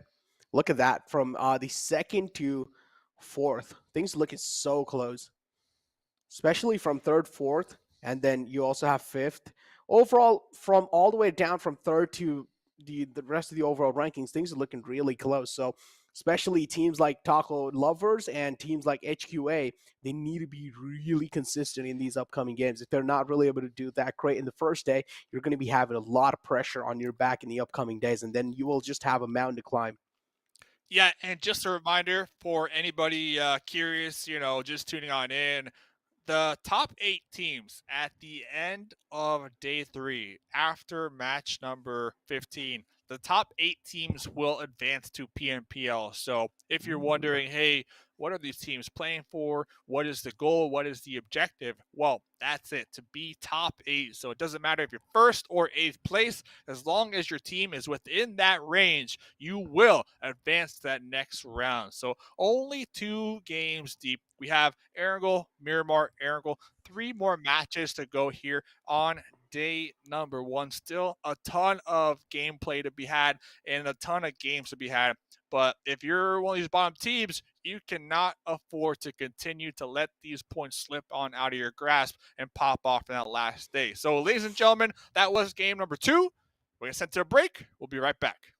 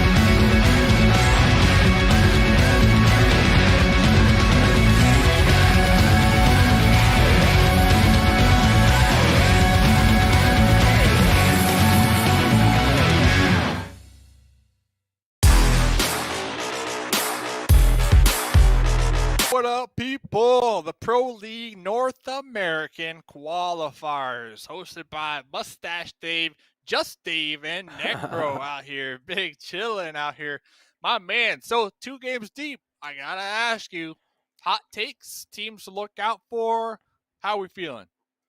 Oh man, teams to look out for definitely has to be Vamp. Now, the way you were also being so confident saying that Vamp has to be, Vamp was your pick at the start of the day, and Vamp they're able to do really good in second game.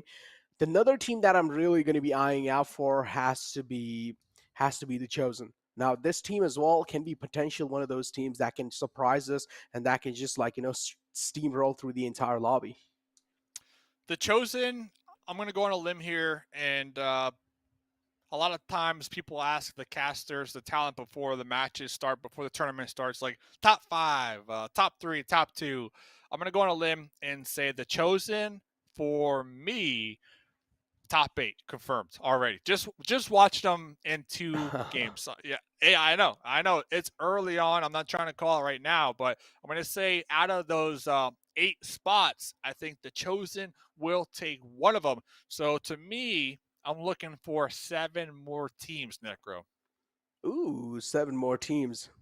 Going to be interesting. Yeah, I do want to see another one of those teams that I want to see another one of those teams just joining that bandwagon of just absolutely destroying teams in the future as well. Now, moving on to the side of the map of Erangel again, if I'm not wrong, this is going to be quite interesting to see how teams have already adapted. Now, they got the first Erangel map out the way. It was more kind of like just to experience how things are really going to be looking like inside an actual lobby. Now they faced it. Now moving inside in the second map of Erangel on day 1. This is their second chance to try and perform well.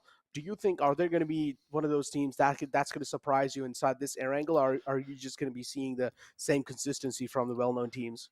Yeah, that's the thing, right? Because the stream is on like a 15-minute delay, and we are going to be playing 3 Erangels every single day. I think after the match, it's very easy for, say, the team captain or the team IGL to quickly go back, watch the footage, and try to adapt on the fly from game 1 to 3. Ooh. Say game 1 Erangel, they drop somewhere, it didn't work out in their favor. They got cut off on a rotate. They can easily go back in the footage right now and see, okay, what team goes here, what team goes there, and maybe proactively avoid certain situations or proactively take on certain situations. And I think you talked about it in the pre-show, and you said it's going to be all about those teams that can adapt quickly on the fly. I think Mhm. that's a great point, and hopefully we Yeah. see some of these teams do just that here in this game. Oh man, this game's going to mean quite a lot to a lot of teams, right? Third game of the day on day 1. As I mentioned, on day 1, if you're able to kick things off really well, then in the future, that's going to help you quite a lot on the upcoming days because you don't have a lot of days, only 3 days, 5 games per day. So time will be slipping by quite quickly. Time is slipping into the future. Match number 3 here. Erangel, the plane path, a solid one. We saw game number 1. We saw 100 troubles drop Stalber. Looks like this plane path is going to be favoring that drop spot once again. And kind of on the flip note of teams being proactive, Stalber, that is like an obvious drop spot, right? Like that teams are going to immediately look for. And I'm really curious if other squads are going to try to maybe even gatekeep 100 troubles, knowing that they do drop all the way up there.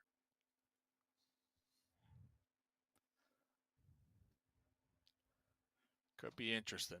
Could be interesting. So maybe looking some teams Mm. dropping military bases as well. Do we have 1, 2? I see Lotus down there. Ooh, they're going for no Ripnoi. Just kind of gave me a little flashbacks of Stalwart Esports. But we don't need to talk about it right now. Talk about We it don't. some other day. Well, you don't want to talk about it. I mean, we can. Oh, are we going to see a military circle? Talking about Stalwart Esports, if you remember the first game of Erangel on the PMGC was a military circle. But honestly, I don't think so. The chances of it shifting down all the way south are quite low. I'm looking at teams here. I'm really liking the Hitlist. We can see them over there on that west bridge. I'm just looking at the zone, and they have it all to themselves. Like they have easy pickings, right? They can decide where they want to loot, where they want to go, and the Hitlist, they might even have an opportunity here towards the late early game to mid game to maybe even bridge camp. Maybe. Because if I'm Lotus, if I'm Ogilvy, thinking about the playing path, you have to already have in your mind there's going to be a ton of teams out there on that east side. So say the zone does not favor the military base, that west bridge is going to be their best friend. So the Hitlist, keep your eye on them here this game because I really like their position as of right now. I mean, only if the circle moves down south, though. Then their position can be really instrumental. But if it doesn't, then Hitlist will need to move in forward. Again, overall, the position is pretty good. It just really comes down to where the circle is going to be taking a shift, right? That's where, or at least that's what's going to be deciding their fate. If the circle does move down south, Hitlist are actually going to be hitting a lot of teams from their list. But yeah, for now, as always, things are going to start pretty slow. I like what you did right there. The Hitlist. Gonna be checking off names of their list. I see what you did. I like that. Real quick, shout out to We Play Games in the YouTube chat right here, and shout out to everybody. Alex in there. We got Frenchie, Courtney, a lot of people watching right now. Shout out to you. Let us know in the chat, in the YouTube chat, who are you rooting for? Like, who are you cheering for? I see Viper Sniper rooting for 100 Trouble. Actually saying 100 Trouble is going to win this game. Well, that's a spicy take. That's a hot take right there. Maybe that's this man's into astrology, dude. Maybe he can see the future. Never know, man. Maybe you have potential astrologists in the chat as well that are just able to predict the future, what's going to happen. But yeah, overall, now, Ogilvy. Now, you also need to understand getting your control onto the big drop spots like Pachinki, military base, school, or at least the areas nearby school. Getting your hands onto them can already tell what kind of a team you are and what kind of confidence you're showing inside the game. So, Ogilvy, confidence. If you talk about that, check it up there because confidence is definitely looking really great. But they're just not able to turn that confidence into an actual good game. You don't think so? You don't think confidence equals good game? That's an interesting, it's an interesting conversation. Like, I do understand. Yeah, if you just have confidence, it's understandable. But if you're just not able to utilize the confidence in the right way, then it's of no use. I feel like you only have confidence if you're popping off, though, right? Or you might just have confidence if you just don't care as well. False confidence. That's what you don't want. So I guess that's what we'll call it here. And if I'm one of these teams and I'm coming in this match, map number 3, with confidence, I have to say that's going to be the Chosen. I have to say that's going to be Vamp. And even TacoLovers. Those 3 teams are at the top of the standings after only 2 games. And, well, game number 1, Lotus, they were showing confidence. They were popping off. They had a ton of elim points. But then game number 2 kind of sizzled out here. So you see Lotus right now. It looks like they're going to be setting up a little bridge camp here on that east bridge. But not all their teammates are here prepared to defend what's to come. The problem is Trey's kind of lacking on meds. That's not a good news. Only 5 bandages, 1 first aid kit, and there's only 1 booster in his packet. I don't like that. He's not really looking that comfortable with the position that he's found himself in. Yeah, he's going for a little bit of safer play on the bridge. He's trying to scout it out as well. If he does see some teams trying to move on in, he will potentially try to shut him down. But Team Chosen, they're being really proactive. They're getting ready. If things do shift down south, Team Chosen will have a little jet ski to work with. Thing is, only 2 squad mates can get on that bad boy. So who do you leave behind? Who do you leave behind? One man can just be the Uber driver. Shuttle them back and forth. That is true. Yeah, that is true. So looking at the Chosen's position, I really do like what you called out there and pointed out. But I think other teams are also going to have that idea, right? I can see Katalysts not too far, about 300 meters from the Chosen. So Katalysts, one of these teams that really haven't been popping off here in the first 2 games. They're going to really need to tighten up here. And if there was a team that I would try to avoid, it would be the Chosen here, just based off of their performance here so far. And look at this, 100T. Making quite a bold rotation happen. K19 spotting that rotation out. K19, it seems like they have found themselves a safe spot, at least for now. But again, if things, as I mentioned, if the circle does shift down south, this is where K19 will have a lot of troubles knocking their doors. So not really being that proactive, K19. You need to be ready for the worst case scenarios. There's 100 troubles here. Having more than 100 troubles. I'm going to say 101 just because these zones haven't really been favoring him here tonight. And Sixless in the Dacia. Ooh, popping some wheels. I do like the Dacia skin. They are going to be just south of Farm. HQA right beneath them. HQA, we saw last game. We saw Tiny Pig. We saw Sup Pig putting in some work. And Sixless going to be honking the horns here of the Dacia. Already with the pop tire, kind of, to me, that's kind of poking the bear down there of HQA, looking for a fight. I mean, what's your take on that, Necro? Honking the horn? Come on, you're honking the horn. Yeah, it's kind of like teasing the teams, right? It's trying to like provoke them. It's like, hey, come take some shots at me. Yeah. You won't. But none of them are, yeah, no one's close to him, so no one's probably hearing the sound as well from the horn, so it's fine. Even if he's just running around horning with his buggy or horning with his Dacia, no one's hearing, no one's around him to actually hear that come through. But yeah, Thirdeye, another one of those teams that I am going to be eyeing out for, Dave, because in the first game they looked quite promising. You're eyeing out for Thirdeye. So I mean, I'm eyeing out for a lot of teams. That makes them the fourth eye then. Ooh. Some would say. Honestly, they should have their team name as Fourth Eye because they have four players in the team, right? But circle shift down south, and that's a huge shift. And now this is where the hit list are going to start hitting the teams.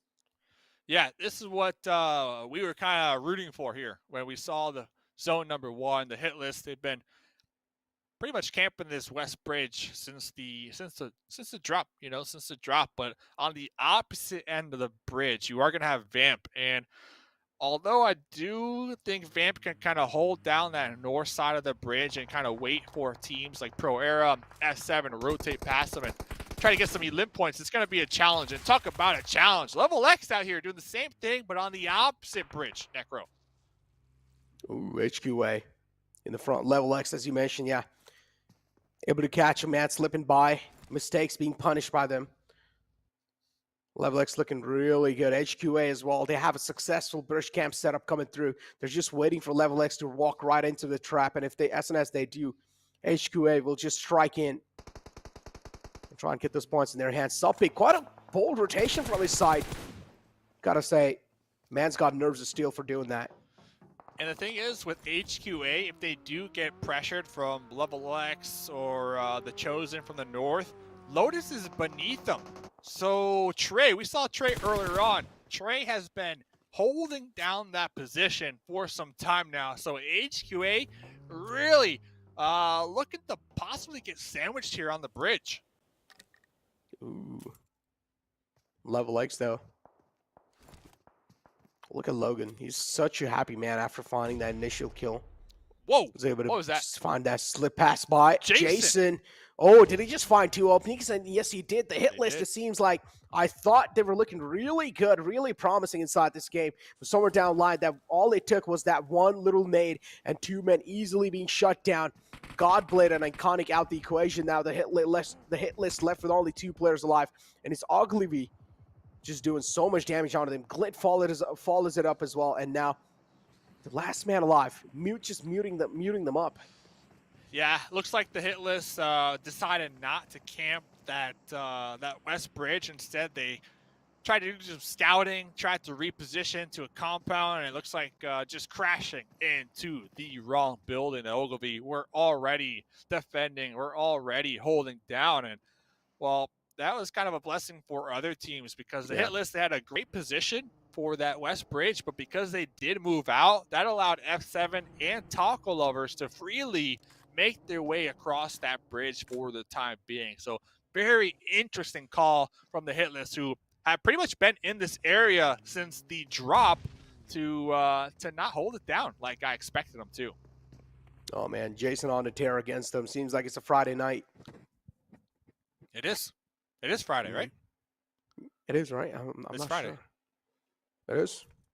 It's one of It those is Saturday days. for me. I'm in the Ooh. future. He's in the future. Mhm. Well, can you predict Jat G's placement points this game then if you are in the future? Does Jat G survive this? Yes, he does. He does. He does survive this. You're saying Jat G gets second place? Nah, I'm not really sure. You know, honestly, I just don't want to spoil the game for the viewers as well, so I'm not going to open my Thank mouth. you. And Okay, moving it thank you. forward. Yeah, I I respect appreciate him, it. man. Look at Team Chosen, all the way in the center of the zone. Look at that, looking so good, right? The position that they found themselves in, it's just so it's gonna be so instrumental. The stars going to align as the time passes by as well, and as Wall of Death starts to close in, LeveLx will also have a lot of pressure on their shoulders or on their heads, lingering around. Oh, there is a little bit of trouble for them, and it's going to be 100 troubles, just bringing in a lot of troubles. A lot of Look at troubles man. coming on now. A Look lot at of the troubles for separation. all these teams because the Yeah. next zone didn't favor them, and Lotus have been down there on the military base for some time, and Lotus obviously in the better position out of all these teams. You got LeveLx, you got 100 Troubles, you got Thirdeye, you got 19E, you got GameChangers, HTV. There's about 5 different squads out here on this east side, and out of all these teams, Lotus really in the strongest position. It looks like 100 Troubles doing everything in their power to avoid that bridge at all cost. Going to be sending it into the water. Going to be looking to swim across the channel, and it might just work out. But behind them, Thirdeye. Thirdeye might have that fourth eye and might spot him out. And, well, to me, that looks like some free points swimming out there. Ooh, there was a boat right behind them as well for LeveLx. Now, LeveLx can try and go for a little bit more safer approach inside the game unless they just want to go for the kill points. And Thirdeye trying to be the spawn sport over here, just trying to spoil 100T's game. They just want to blow this boat away, and that's what they exactly do. 100T, they're going to be having a little sad faces after that. But instead, no, they're just going for the swimways. They did try to go for the boat, but they did realize maybe the 100T was maybe Thirdeye was right in the back, and that's what exactly happened. 100T just have their spidey senses tingling. Honestly, Thirdeye, they saw some swimmers out there, right? To me, they should be doing everything in their power to try to take them out. Like, when you're swimming, you can't shoot back. Yeah, exactly. You can't shoot back.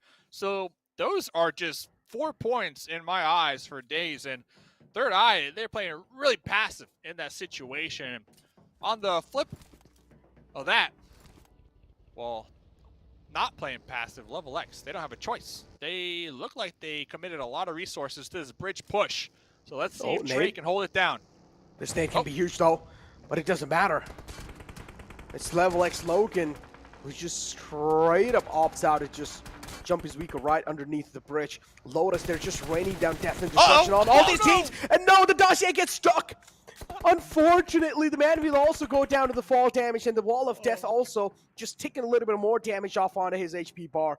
Such an unfortunate out of circumstances for that human being right there. Feels so bad for him. Lotus successfully able to bridge camp him away and also able to rack those kills up. LeveLx got their game spoiled just because of that one little mistake. Oh, man. And not only that, like, I think if I have to rewatch the replay, but I think they got taken out because they jumped out, right? And they took that damage from jumping down. So, yeah. I feel like he should have jumped down. I mean, it was pretty much like a gone case anyways, but he should have taken his final chances. But I guess for him, the final chances were meant to be taken that way. But Russell in the front of LeveLx now, another level of difficulty they will have to go through to try and survive from this situation. LeveLx, it's just waves after waves they're facing now. And it seems like the trouble is not going to be stopping anytime soon. A beautiful nade from 100T. It's going to connect right onto him. That's good. That's good. LeveLx, though, definitely not catching any luck here with that bridge rotate, losing 2 of their squad mates, jumping down right there from the Lotus Bridge camp. And 100 Troubles, talk about a play, talk about making a play happen, swimming across that channel.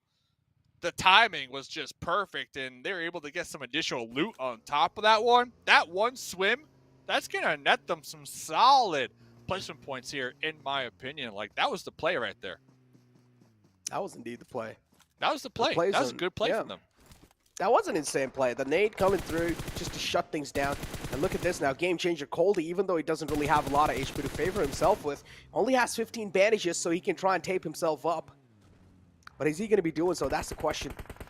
Coldy being spot out, and he will be taken care of easily. Didn't really have a lot of HP to work with, so only one bullet will seal the deal onto him. That's what exactly happens. Lotus, they do have Salt down, but that shouldn't really be that big of a deal for them. And look at this. Team all the way to far fray being spotted. Well, Thirdeye were making things quite tough for 100 Troubles, and now it's their chance to cause a little bit of trouble for Thirdeye. Yeah, and Lotus kind of coming back to their form, like we saw in game number 1. They already got 9 elim points this game, and they're not done yet, right? They got 4 up. Yeah, one of them was knocked just a moment ago, but it looks like Salt did play that medic role and get that pickup on their teammate. So looks like Lotus is going to be pulling back, though, not looking to get involved with this 100 Troubles kind of beach camp out here. And 100 Troubles, once again, it goes back to that decision to swim across that channel early compared to playing it nice and slow and late. That channel swim was able to get them on the beach, was able to get them 3 elim points, and now they're in the advantage position to other teams who chose to swim late.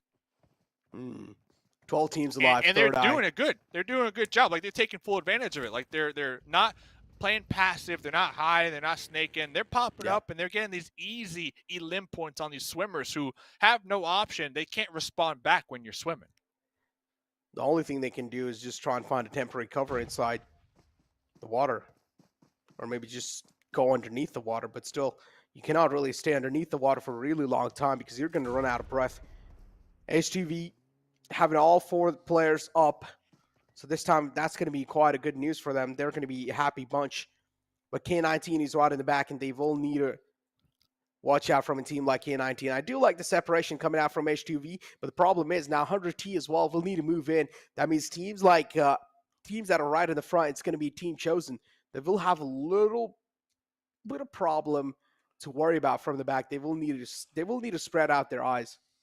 Yeah, I can see 100 Troubles rotating along the blue into Lotus, honestly. I can see them doing that, but we'll see. They look like they're, yep, they're doing just that, actually. And Lotus, in the defense position, might be able to catch that rotate across the way and get a nice spray down on those vehicles. So we'll have to pay attention to the kill feed because just popping over here on that west side, looks like Ogilvy catching some static out here. And I can see down there in the distance, Vamp, once again, on the move. On the approach, looking to get some additional elim points. Look at that, H7. Oh no, such a risky rotation, and they will have to pay the price for that. Risk might not work out all the time. It's called risk for a reason. It's a huge gamble you're taking without having any kind of info to work with. You're just going to send it like that. It's not going to work out. Maybe if you're lucky enough, teams wouldn't have caught you there, but there were just so many teams in the late zone. You will have to expect these kind of threats lingering around this late in the game. And F7, they're just being shut down one after the other, and now they're left with only one last man alive to work with. They only have 3 elim points in their hands, Dave. Yeah, that's definitely like, hey, fellas, best of luck. YOLO, send it, try to survive. And looks like they lost 3 out of that whole process. One of them is still going to be alive, Law, dead center, so hopefully they can just snake it and survive. 11 teams to go here, about 20 minutes in this game. Jet G, though, going to be compromised. We can see the backpack, we can see the toes, and Echo taking them down and out. 8 elim points on Ogilvy, 9 elim points on Lotus, 4 on the Chosen. So those top 3 teams right now still healthy too. Coming into this late game, still the full team alive. Looking pretty good. Ogilvy, as you mentioned, looking so good and promising inside this lobby. As I mentioned, taking control of an area like military base, that in itself means quite a lot. That in itself shows the confidence your team has. And Ogilvy able to deliver finally, and this is what I wanted to see since a long time. But plays on as well, doing a lot of damage on the players of Thirdeye. They're just being held off at bay. It's hard for them to move inside, and that's what exactly is happening. Take a look at the minimap. TacoLovers will need to move inside. Faker is inside that little visitor tavern, is also going to be taking a lot of damage from the wall of death. And he's also being slowly and steadily flushed out of this Wizard Tower. Yeah, and kind of going back to Ogilvy, like, they're kind of sandwiched right now, right? They're sandwiched between the TacoLovers to the north and Vamp to the south. So they're going to have to really thread the needle here and try to avoid these sightlines at all costs with 7 other teams still alive. Because if they send it straight ahead, I think they might run into HTV. Yeah, they have a buggy to work with, but the next zone did not favor them. So I'm really curious to see what Ogilvy decides to do, because if they wrap around the south, they're going to have to run into Vamp. They're going to have to run into HTV. They're going to have to run into 19 or K19. So there's just a lot of roadblocks ahead of them right now for Team Ogilvy. Talk about roadblocks ahead of them. Ogilvy slowly and steadily moving in. Vamp this time, they have a casualty on their name. Rage peeks out in the open. And Jason, as I mentioned, it's the Friday night, so that's why Jason as well is in his prime. Ogilvy's just looking really good. And look at that quick frag coming in from the side of DK. Instant confirmation there as well. Another man just proning out in the open like that. Jason moves out in the open. He just has no fear. Jason really been that clutch player here tonight for Ogilvy. Oh, Echo. Catching a nade to the dome right there from Decay. We saw Decay last game as well. One of these players from K19 able to survive, play that sneaky role, and really catch their opponents off guard. Echo might be able to get picked up, but Decay trying to close the gap. M16 in hand. Oh man, right on top of Ogilvy. Gonna be tossing a smoke on top of them? Okay. If they had a molly, that would be huge right now. 6 teams to go, Necro. 6 teams to go. Make it 5. F7 falls down finally. The final man has been put down.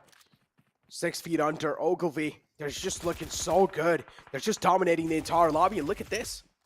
Oof. Barrel with a suppressor. Interesting thing. Haven't really seen that pretty much in decades now at this point. Ogilvy, Jason. Yep. It's been a long time, dude. Haven't really seen a barrel with a suppressor. Come on, that has to be one of those things that has to stand out for you at this point. But look at this. God G able to find an opening from Team Chosen, and Ogilvy mute goes down. That's not going to be good news for Ogilvy, because Chosen now, it seems like they're looking to tear Ogilvy apart. Yeah, you say Ogilvy, though. I'm looking at Jason. 6 elim points so far. Jason just kind of running out there in the open, trying to get behind this boulder for cover. Nice little lean peek with the UMP. We talk about confidence all the time. Jason definitely showing that confidence. 14 elim points right now for Ogilvy. Oh my God. They lost 2 in the process, but they are not done yet. They're within grenade range of the Chosen. One nice grenade, one nice molly from Echo could really seal the deal for the Chosen. But the Chosen, well, they have an answer in return, and it's going to be Fan, going to be cooking this one, going to be tossing this one. But Echo was traded on before that grenade can even get close to him. Oh, beautiful nade. Echo's taken down quite low, and now the only man for Ogilvy left alive. It's going to be Jason to try and hold things off over here. Oh, another nade quite close. Jason, just like the presence of mind Jason's showing, even though he realizes this can be an easy rest for his teammate, instead prioritizes to fight over here, and beautiful pre-fires coming in from the side of Landland. That's going to be connecting right onto Jason's head, and now Jason being shut down. Beautifully played that fight to Chosen, but still got to give props to the Ogilvy. The way they were able to play, 22 points in total secured. That's going to shoot him up the overall leaderboards, like confirmed. 22 points, 4th place. That's huge. Lotus over here, they've been playing this east side for some time. Well, they managed to keep all 4 up. A couple moments ago, they had a 2-2 split. They had a duo looking up there to the north, a duo looking down there to the south. Looks like this next zone kind of forced them to play a little more grouped up here. 3 teams to go. Fans still popping off here on the opposite end, though. Looks like everybody has HTV in their crosshairs. Oh no, HTV is one of the teams that really does go for those safer plays. And consistency is what they're really eyeing out for still. The first 2 games weren't really able to find the consistency. Maybe the 3rd game they'll probably be able to win this. They only have 1 elim points in the hand. Team Chosen as well being taken care of with 9 elim points. And now it's down to these 2 teams live. Lotus with 13 kills, HTV with only 1 in their hands. what's going to happen? What's going to be the outcome? That's what I want to know, because HTV, they haven't really been challenging a lot of fight. Lotus already able to open the floodgates with that kill, and now they just have so much room to work with, and Lotus just like that, able to win that previous game with 31 freaking points, Dave. That's huge. Yeah, look like UMP slash M4 combo wombo right there. Hit fire at the end to kind of seal the deal, and Lotus using their numbers to their advantage, because we saw HTV kind of getting pinched from both angles, and the Chosen really applying a lot of damage and pressure to them right there. And, well, talking about damage and pressure, I'm sure the leaderboard's going to have some points that is going to be putting some pressure on these bottom teams here, Necro. Oh, man, look at that. Lotus with those 31 points. Imagine the lead that they're going to gain. I mean, they're already on kind of like the top page over there. And with that 31 points, they might as well be on they might as well just top the charts. Ogilvy as well with those 22 points. That's going to help them catapult up the overall rankings quite well. The Chosen, just as always, going with the consistent performance. So it's going to be quite interesting, right? I do want to find out if Lotus have gotten themselves the first spot. The chances are pretty unlikely, because even the Chosen got themselves pretty much 19 points. Yeah, I'm really liking the Lotus here so far tonight. Just based off the 3 games that we did see. But checking out the next page here, very curious as day 1. 2 more games to go. We get towards the end of day 1. These teams at the bottom of these pages consistently, they're going to have to really go back to the drawing board for day number 2 and try to come up with a new game plan, because you cannot afford to get these 0 points per game. Oh, man. And HQA You this just time. can't. Look at HQA, dude. Look at Pro Era as well. LeveLx, Thirdeye. So many upsets. TacoLovers just having the first game, really good game. And then after that, they're not really able to keep the momentum going. Yeah, What do you think, so? Thirdeye. What kind of how much rating would you give them in the momentum rating? For Thirdeye, they definitely dropped the ball that last game, because remember, we had 100 troubles, 4 of them swimming out there. Thirdeye, they started to take some shots at them, but then pulled back. They pulled back. If I was the coach of that team, I'd be like, listen, we need to get these elim points. We need to get them. And talk about getting them, I think we might have a overall leaderboard. So maybe I'm being too harsh on Thirdeye. Maybe they're still up there kind of floating, but every single point matters. And to me, when I saw 100 troubles in the water, that was 4 points. Oh, that was 4 points. And, well, talking about 4 points, the Chosen had 54 points all the way at the top. Look at Ogilvy as well, though, with 26 points. They've gotten themselves in the top 5 already. HTV, somewhere down line with the consistent performance, able to pay it off. But still, I feel like HTV, they need to start going for those elim points as well, because look at the KP that they have. Only 4, and then they're just like working on positioning points all over. It's kind of nuts, right? Kind of nuts. Yeah. And talking about another team, TacoLovers, they had a great game. Number 1, we saw them second place, couple elim points.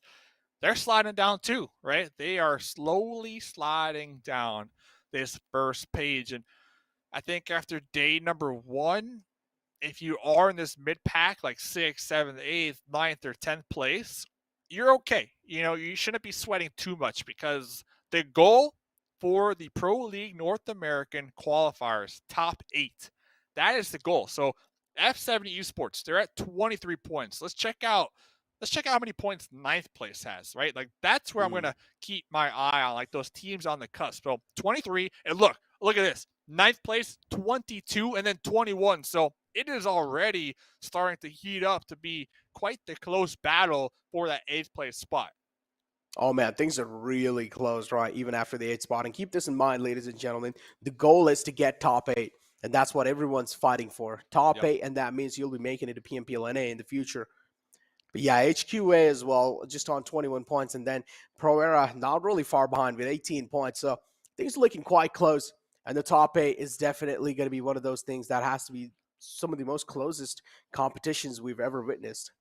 Yeah, with Miramar, Erangel, 2 more matches to go. Katalysts, LeveLx, GameChangers. We need to pop off somehow. We need to get that confidence, that wind in our sails flowing once again. Now, we got a couple more games to go, so you definitely have the opportunity to do just that. But before we get to that, ladies and gentlemen, quick break. When we come back, Miramar, don't go anywhere.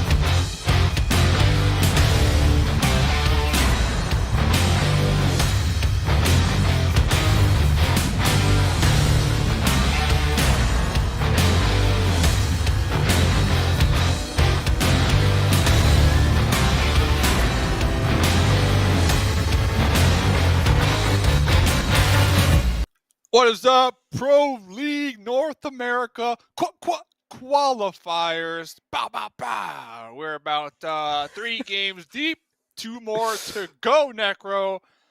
Wow. Just all I'm going to say. Wow.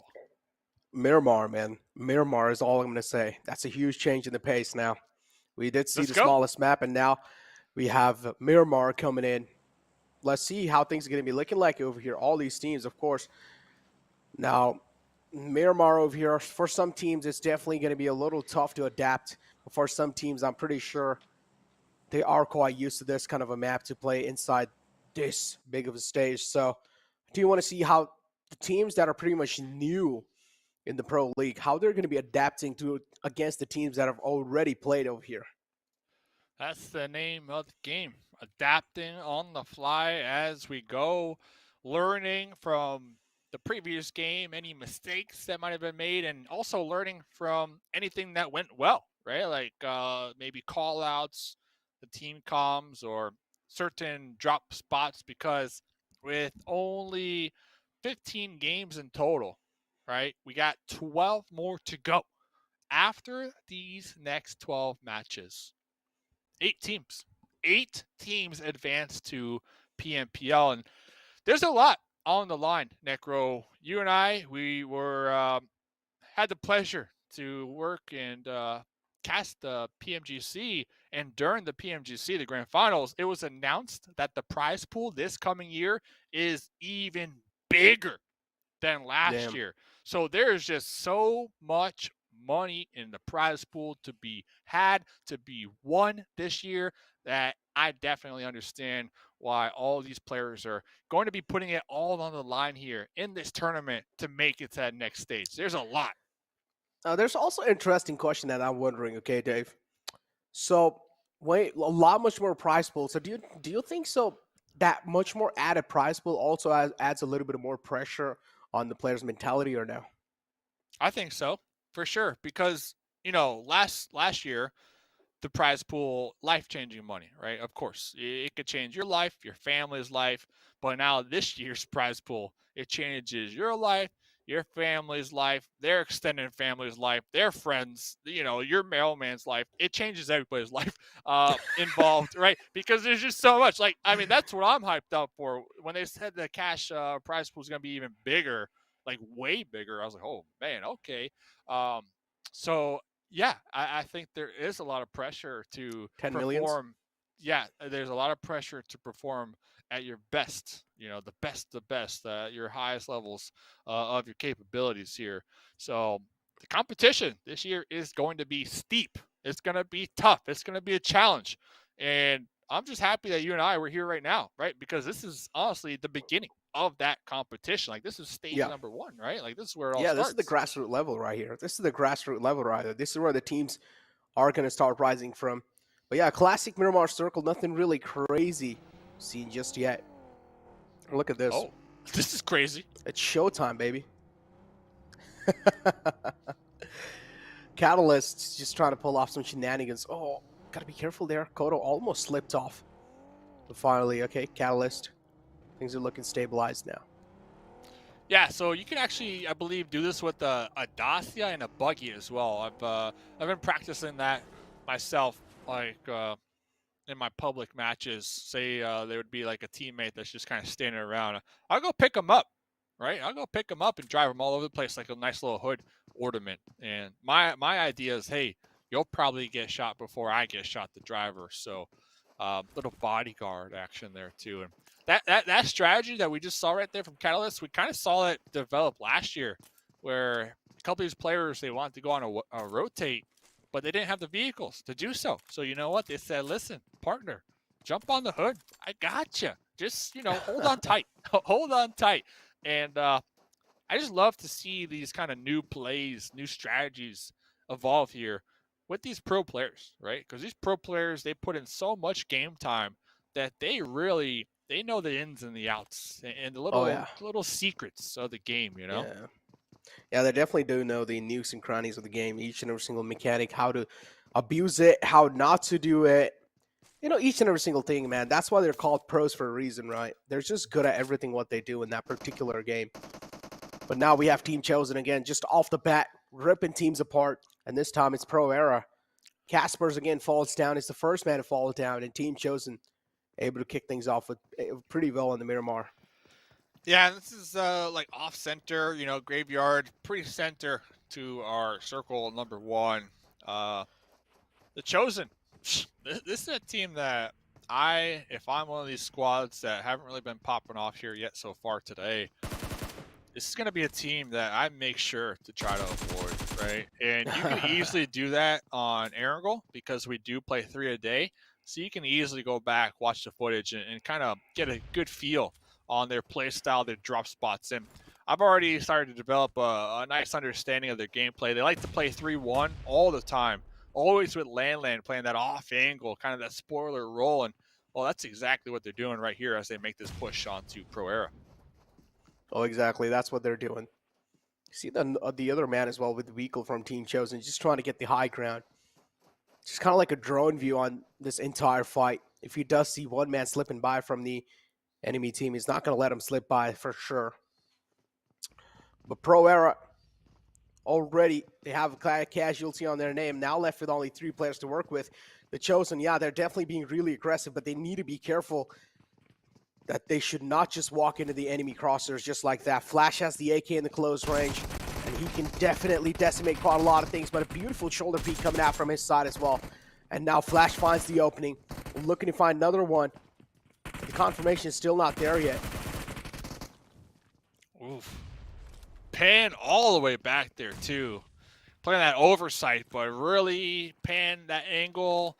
The Chosen inside the complex. Like, you're not going to have sightlines on this at all. And I think Pan kind of finding out firsthand as we do see Pan trying to group up with her teammates. But at the very end, saying, psych!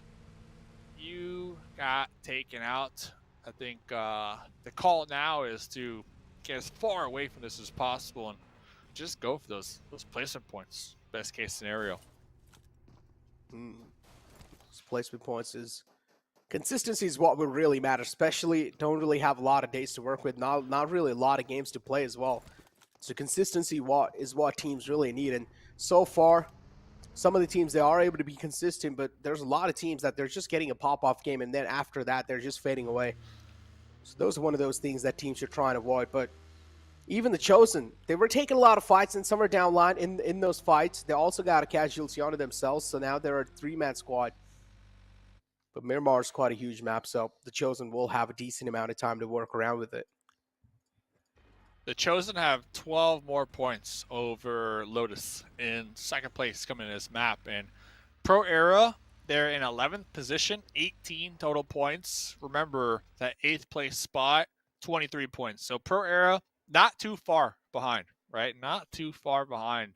Just close enough. But honestly, if they were to get taken out this early, they would get 0 points in total. So I do like the call to have Pan kind of just snake it out, go for those placement points, and just try to keep up, maintain. Even 2 points this game, in my eyes, will help them maintain. But, ooh, look at that, though, out there in the distance. Looks like Land caught slipping. But the Chosen, we talked about it a couple games ago. They're such a good team at being able to play that medic role and get the resets, the pickups on their teammates. They don't let any teammate just bleed on out. Like, they make sure to devote some type of resources to get the reset, and I do appreciate that. Exactly, and Land was being knocked out there, but Poppy's there to patch his teammate up. It's going to be doing so. Pro Era left with only one last man alive. Not a good news for that team. Do you want to see where the next circle is going to be heading? Because this was pretty standard circle. Again, nothing really crazy happening. A pretty standard shift. But again, this is going to be an interesting one because the center of the circle is quite out in the open near La Bandita.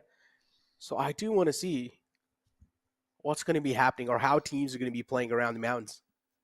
I guess some interesting things we can look at here is the GameChangers. We can see them over there at water treatment.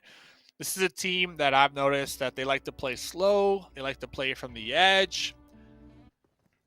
Oh, I was listening to that music real quick. But when we look at the overall leaderboards, they're in 14th place with only 7 total points, right? So it hasn't really been working for him. This slow, playing late strategy.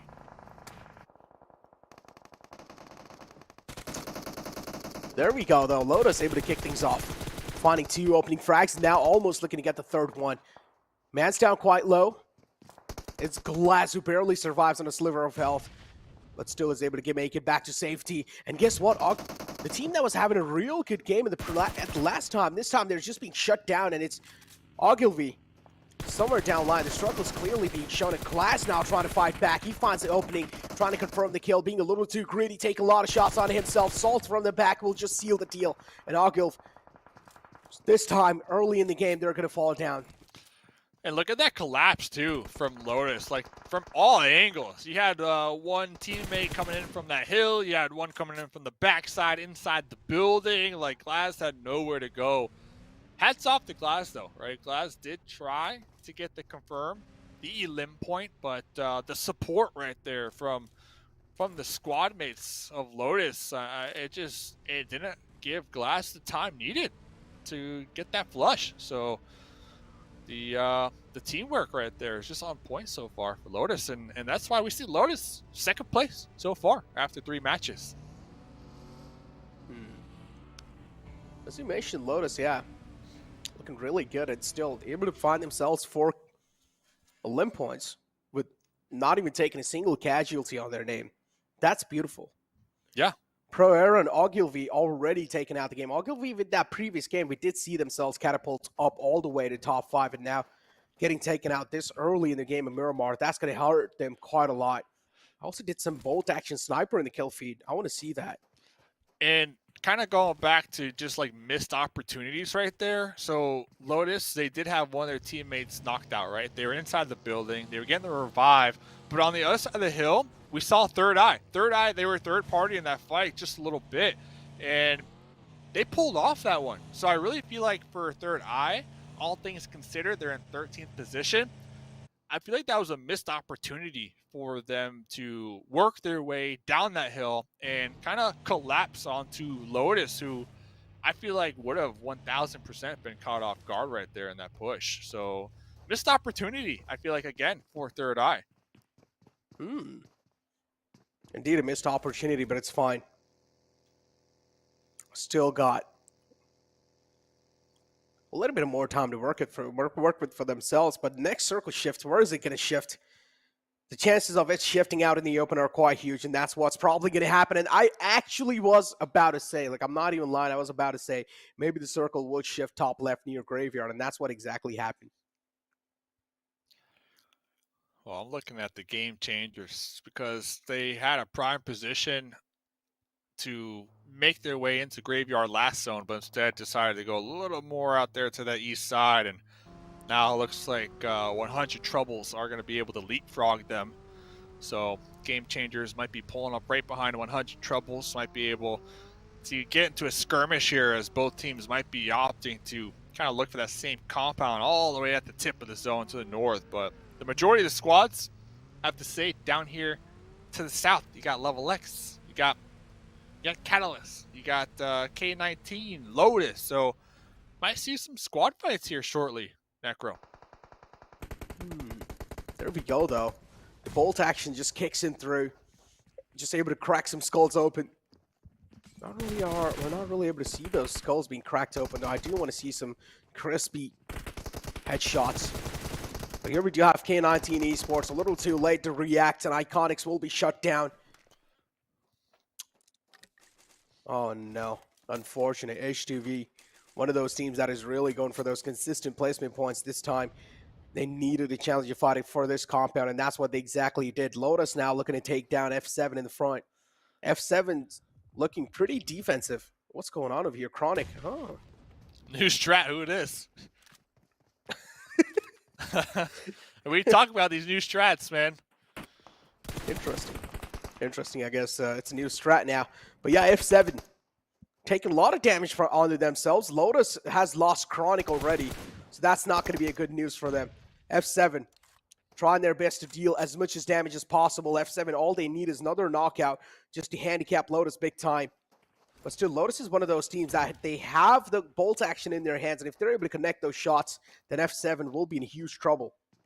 Yeah, and the thing is with S7, Nesquik is like 300 meters away from this whole fight. So yeah, they might have a bolt here or whatnot, but that's just going to be a challenge for, I feel like F7, if Lotus did get an opening knock, right? Like Lotus, they might have pushed that. They might have pushed that. I know they lost Chronic in the mix, and well, looks like that wasn't the case here. They are going to be pulling back, but unfortunate for Lotus, they're working their way right towards HTV. As I'm looking at the mini map, and back to this fight up here to the north that we kind of talked about a moment ago. The potential for skirmishes, yeah, looks like 100 troubles. We're able to leapfrog the GameChangers, take this building, this warehouse for themselves, and now they're in a prime position over here to possibly gatekeep the GameChangers. 100 troubles do realize there's a lot of trouble in the front, and that's why they have their eyes trained right in the back. But again, you got to always realize you're not tunnel visioning yourself onto a single team. GameChangers, as you mentioned, they dropped into water treatment, rotated all the way out there, and now they have to pretty much go back inside the zone. But Lotus, they're also taking a lot of damage from HTV. HTV is one of those teams, as I mentioned, they like to go for the safer place, but this time the pressure is way much more on Lotus because the Wall of Death is just dealing so much damage. Look at the amount of damage being chipped onto themselves. Lotus, they will have to go for a heal over here, and there's no way Trey's going to be able to get the fallen man back up. Yeah, Lotus, just nowhere to go, right? They had the option to go through F7. They decided to pull off that one because they did lose one, and just unlucky for them to run into HTV. So really just stuck out here. Trey, the solo dolo, just trying to continue to carry that baton here and get those placement points. But Thirdeye, okay, I said missed opportunity earlier on for Thirdeye. Well, let's see if they can clutch this one out, Necro. Oh man, clutching this one out. With just 2 players in the back, that's going to be a little questionable, huh? But even if they do manage to pull it off, that's going to be huge. Law finds the opening kill, and now Law looking to find another one. Thirdeye, talk about missed opportunities. If they do miss this kind of an opportunity, that's going to be a little problem. But F7, they have a casualty on their name, but they might just try and bounce back. A beautiful jiggle movement coming out from the side of Kunjdan. Able to catch another man. Another man taking out the equation for F7. Law now is the only man left to keep things alive for his team. He's the only alive man, the only lifeline left for F7. And he will also be taken out. And now it's just the final man left alive for F7. And he's really far away, nowhere close to where the fight was going on. Taking things really safe and calm. He's just going to take his own time, and he's going to be probably going for this placement points. Yeah, I mean, dude, Kunjdan just destroyed him right there. Just destroyed him with that off angle down there on the low ground of that hill. So that was something else to witness. And they have an MG3 to work with too moving forward. But over here, K19, we got DK on the roof looking for these sight lines. We got Boom! Oh, that window. Oh, caught it does. Right there. Lean peek, and if there's one player that you need to watch out for these grenades, the golden arm, I'm going to call it, it has been Boom here tonight. Skirt being boomed away. Oh, that was a beautiful nade from Boom. Yeah, that was just an insane nade from Boom. HTV now looking to capitalize on that exact fact, but K19, oh man, did lose out on a player, and now the team Thirdeye.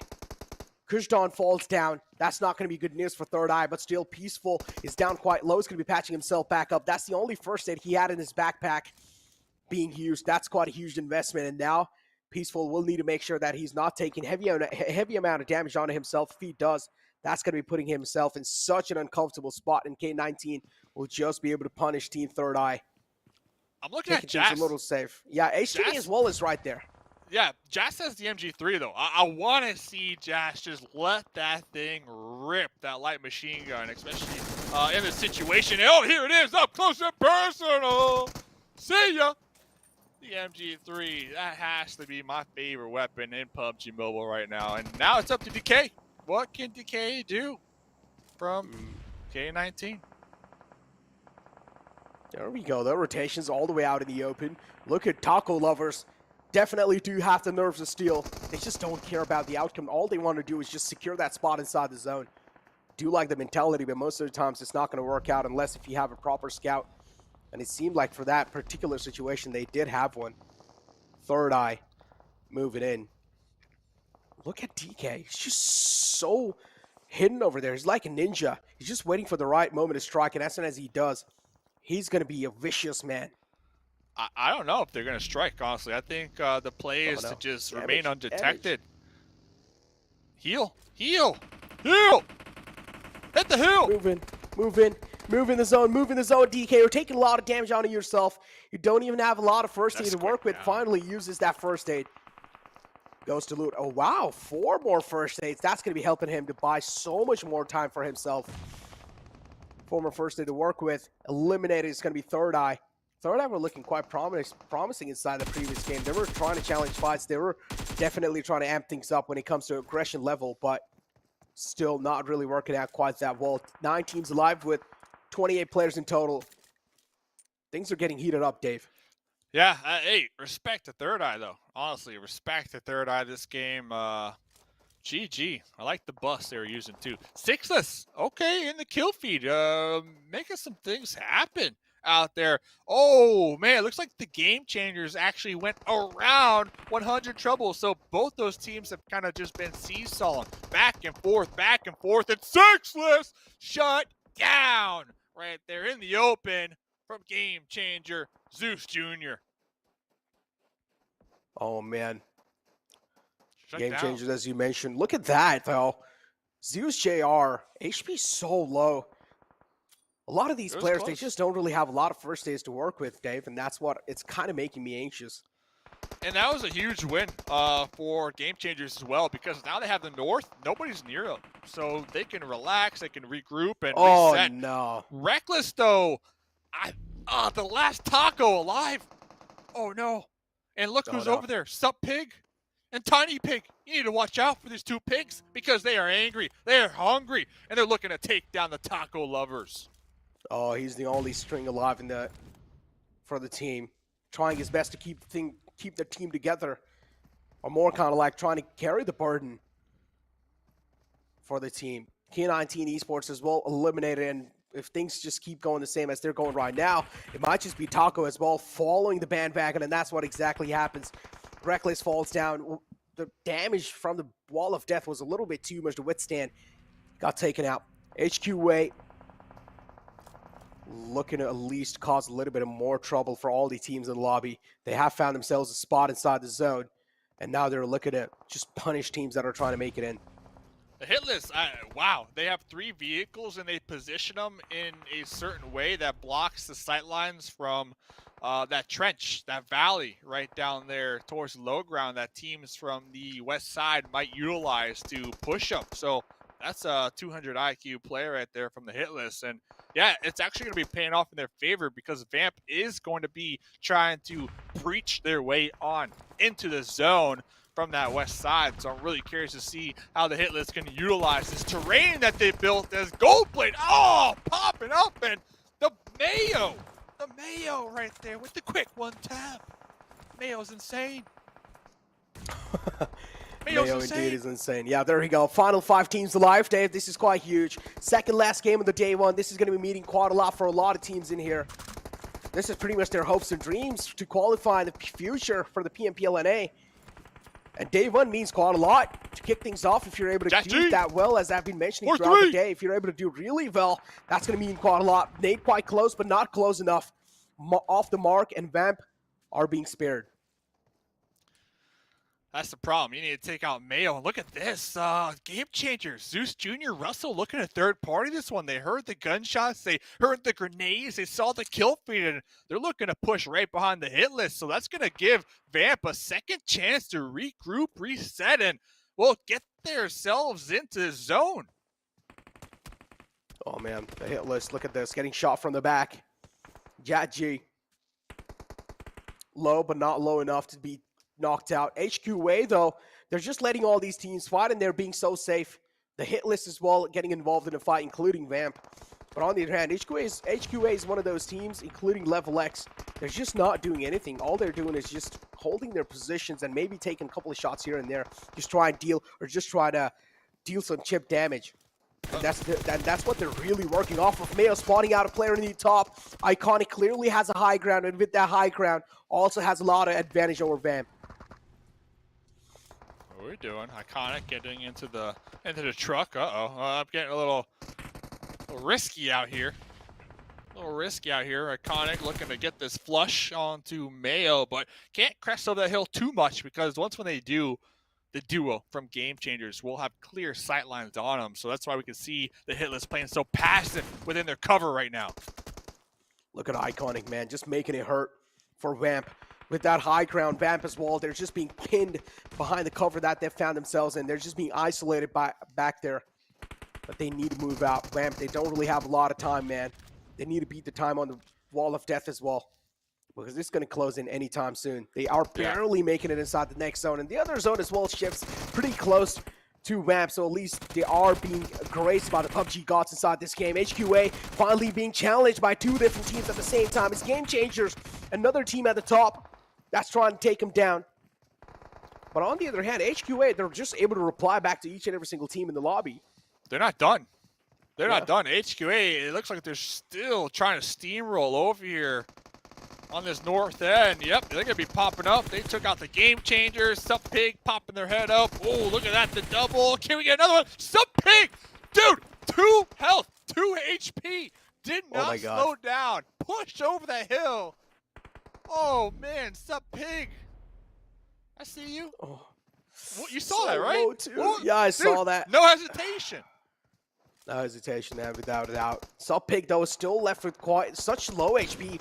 Rage just taking a lot of damage from the wall of death, and he will finally fall down. The play zone will take care of him. This is what happens when you don't really respect the play zone.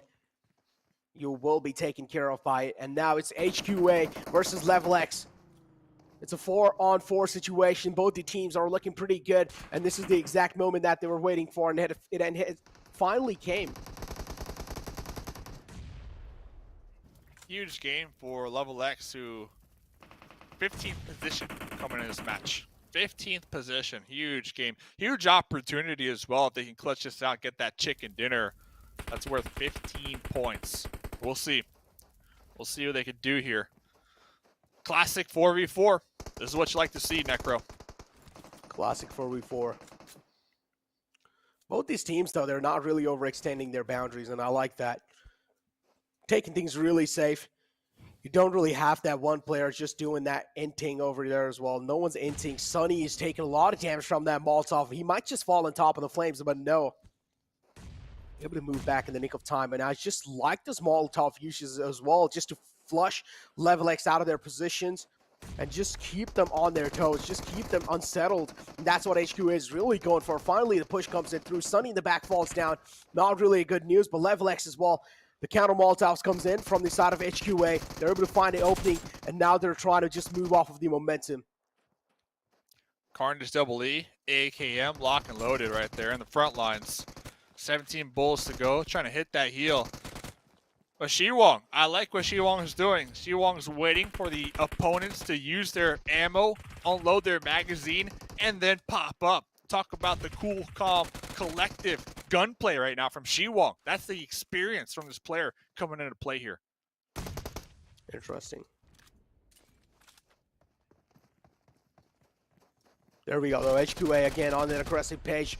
Shiwong, as you mentioned, just popping and weaving through. Does realize there's a man in the front. Will take care of him that easily. And HQA, somehow, they're able to just easily take care of LeveLx.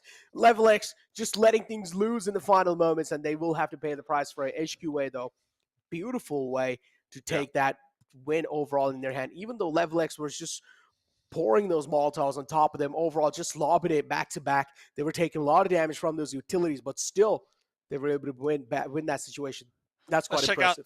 Let's check out the match ranking real quick, because HQA, I know before coming into this game, I think we touched on it. They only had 5 KP. They only had 5 KP, but this game alone, they were able to double that, maybe even triple that. So HQA really laying it down here. 14 KP in total. Almost 30 points, almost the double chicken dinner when we're talking points-wise, but 17 points from LeveLx. That's huge because this team in particular was in 15th position before this game. So We talk about confidence. We talk about the momentum meter. This game right here on Miramar is exactly what LeveLx needed.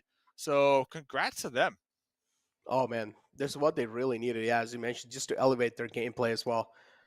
On day one, second last game on the map of Miramar, LeveLx able to prove themselves up. But again, the problem is the teams that are inside in here, they are able to get 1 or 2 games really good, and then later on, the momentum meter just falls down. They need to keep the consistency factor going if they just want to be really consistent in the upcoming days. Keep this in mind, as I mentioned, you only have 3 days and 5 games per day, and we already are we're already done with 4 games to kick things off. And that means now you only have 11 games to work with to try and keep the consistency factor going. And if you're not going to be able to keep the consistency factor going, that means you're probably going to be falling off the leaderboards as well. Top 8 is what you're really aiming for, and teams as well, they're going to be trying to go for it. Talking about top 8, though, do we have the overalls? Because I'm curious about this because Ogilvy, they've been slipping, man. They've been slipping. They've been 0 sliding. points. Yeah, 0 points that game. Not what you want to see. And Ogilvy no longer on the first page. That's got to hurt a little bit. That's got to hurt a little bit. Not a little bit. That's going to hurt quite a lot. Might just be a little bit of trauma as well that they will go through. You know, if you talk about the mental game, that's quite important. And after losing that spot in the first board, I'm pretty sure Ogilvy, they're not going to be a happy bunch. They're definitely going to be having sad or either angry faces in the next game. So I do want to see, is that going to help them boost their performance even more, or is that just going to degrade them down?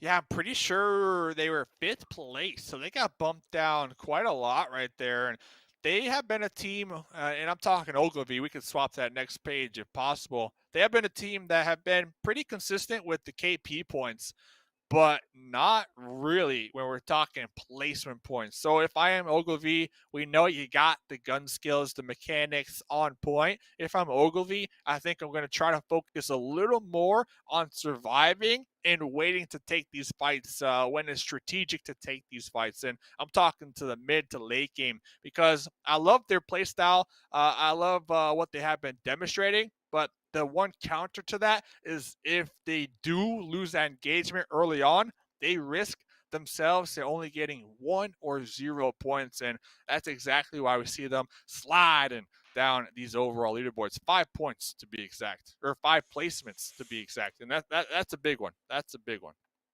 Ooh, that's a huge one. Yeah, as you 5. mentioned. 5. Oh man, but teams like Katalysts, man, that are all the way in the bottom of the board. Do you have any words for them to like just try and help them? Maybe like if you're their coach, imagine yourself being their coach. What would you say them to just try and elevate their game, just to try and help them out to be in the top 8? You know what? Give me a couple minutes. I'm going to have to go to drawing board. I'm going to have to like write with my marker all over the place. There's a lot to say. So give me a couple minutes. And when we come back after this break, we'll have the last game and my answer as a coach for the Katalysts. Don't go anywhere.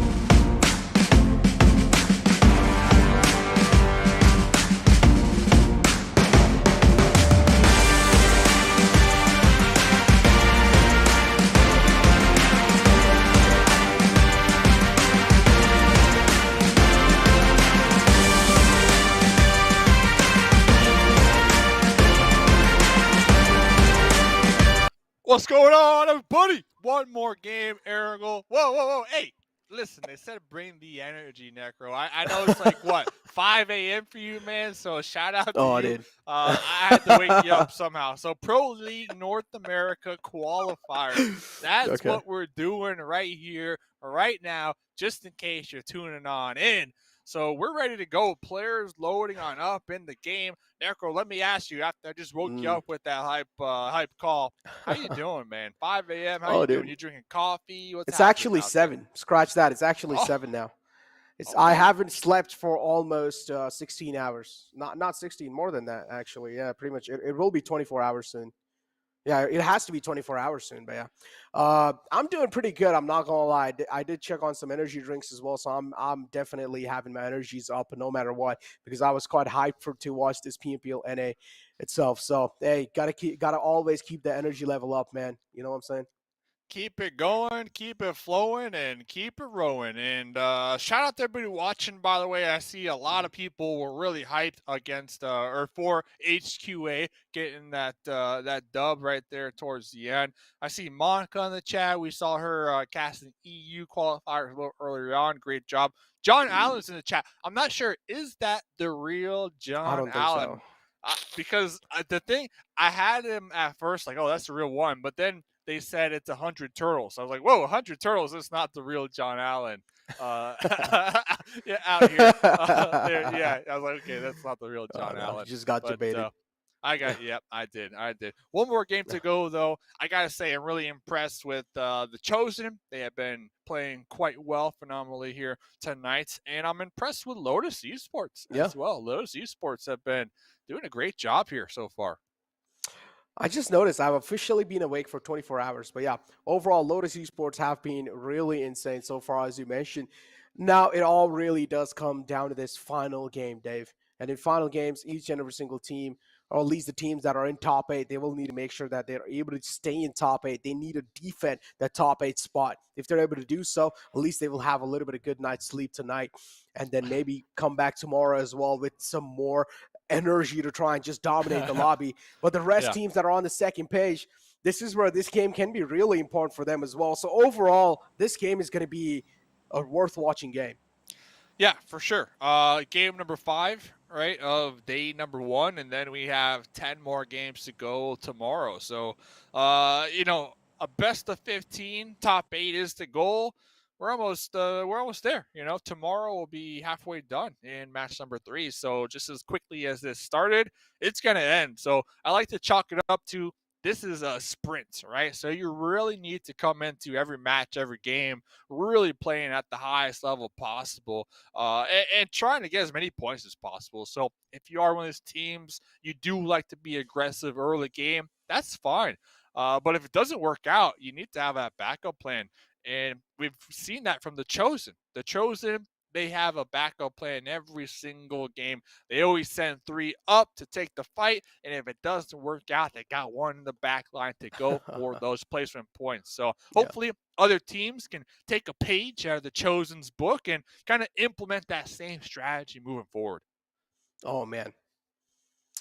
I mean, look, same strategy. I do understand Team Chosen for they're looking really promising inside this, but I feel like we also need to talk about Katalysts. Now, I asked you the question, Dave. I see what you're trying to do. You're just trying to dodge it at this point. I asked you the question. Dude, If relax. you're the coach of Katalysts, what are you saying? What are you telling them to do? I'm going to say, listen, Katalysts, listen, prep Rozhawk, because you know that area, like inside and outside, all right? And I'm going to say, listen, get the loot, all right? And then I'm going to say, stay in Rozhawk as long as possible. Okay. Don't let anybody know you're there. Oh, no. Oh, no. Oh, Okay, no, back no, to no. Katalysts, back to Yeah. Katalysts, back to Katalysts. I'm going to say, listen, just hide in the closet. Get the placement points. We need placement points. We only got 6 total points. So we got 3 placement points, 3 elim points. Okay. We just need 1 game where we survive. We survive, we get a top 5, we get 6 placement points, we double our points for the day. And how do we do that? We snake it to make it. I think that's the play. Because, you have to Okay. assume they're kind of tilted right now at this point in the game. Last game of the night, they only got 6 points. They're all the way at the bottom. You're a little tilted. You know, you need a reset. You need that mental reset. You need to relax a little bit. You're not going to get that until after today's done. So with that in mind, the team comms might not be on point as of right now. So I think try to avoid these fights as much as possible here. Get these placement points, and on a high note. Here for day number 1, because all these players, they can definitely do it. They can definitely clutch it out. They can definitely pop off when they need to, right? So as long as they're not too far behind of that mid pack, you're fine. Necro, you're fine, because the goal here is not first place. Like, you know, you don't need to shoot for first place. Top 8. Your goal can legitimately be, hey, let's just get that 8th place spot. And as of right now, Katalysts, they're only 20 points behind that 8th place spot. That's nothing, dude. They're only 20 points. So that's that last place team. So everything is still up in the air. Or maybe if you're just the coach of the team, you'll be like, all right, guys, don't worry about it. Okay, just let the Sanhok map come. Okay, you guys, you 3 of you can just go ahead and try and hunt team down and just try and get as much as the limb points. I'll be over here collecting the first aids and just get those positioning points for ourselves, and that's how we'll probably get some points.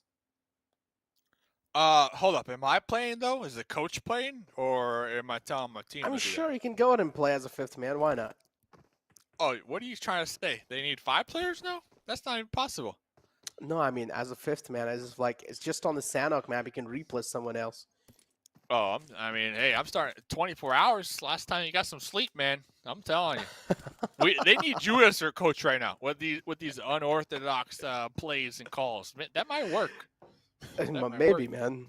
That might work. It just might be crazy enough to work. You know, just a little bit of switcheroo coming through in the roster as well. You know, just for the map of Sanhok, we have Dave switching this player out, and then be like, Dave is just. We're seeing after like 20 minutes, Dave is just healing over there, and then you just have the final 2 teams live, and then you all the way out in the blue, you see just Dave healing. But yeah, overall, I'll have my moment. I'll have my moment one day. All right, listen. Don't worry, man. I'll hype you up so much. Trust me.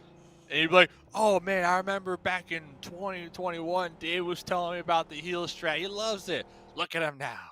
And I'm going to be there, boom, boom, boom. And I'm going to point. I'm going to be like, hey, I'm doing this for you, Necro. As I heal, right? Like, I'm doing this for my man, Necro. And then they're going to interview me because, you know, we're at a LAN at that point. Yeah. And I'm like, listen, I did it for Necro. He didn't believe, but now he believes. And that's it. And then I walk off stage, get on the plane, and go home. There you go. GG. Sounds good to me, man. Sounds pretty cool as well. Just Dave doing Dave things, you know. Can't really talk about it much. But yeah, now we talk about it. No, we can definitely talk about it much here. Okay. You choose not to talk about it much. Okay, listen, man. I feel like we need to talk about Katalysts more because they need these talks. Okay, what they can try and improve, what they can try and do to at least get themselves in the better positioning. Now, I do like what Katalysts are trying to do here. They have the high ground. They're also going for the info play, which is really good. They're being proactive inside the final game, and Katalyst, if they're able to just like keep things just like this, and if they're not making any rookie mistakes, that can help them out quite a lot. Yeah, they are on that some people call potato hill, right? They are on that potato hill, but they could have also stayed in Roshawk. Like I said, their drop spot, and if they would have stayed in Roshawk, well, they might have had the opportunity to gatekeep Thirdeye, who's going to be up there to the north. F7's probably going to be working their way through Roshawk here shortly as well. So I don't know. It's just different strategies. You know, you got different teams playing slow. You got other squads just playing dead center as much as possible every single game. And, you know, every team has their different mindset on what works and what doesn't work. And, well, Vamp, one of these teams who have been playing their off-center here tonight. As of right now, a couple of them in some vehicles looking for a spot to call home, doing a little bit of scout action.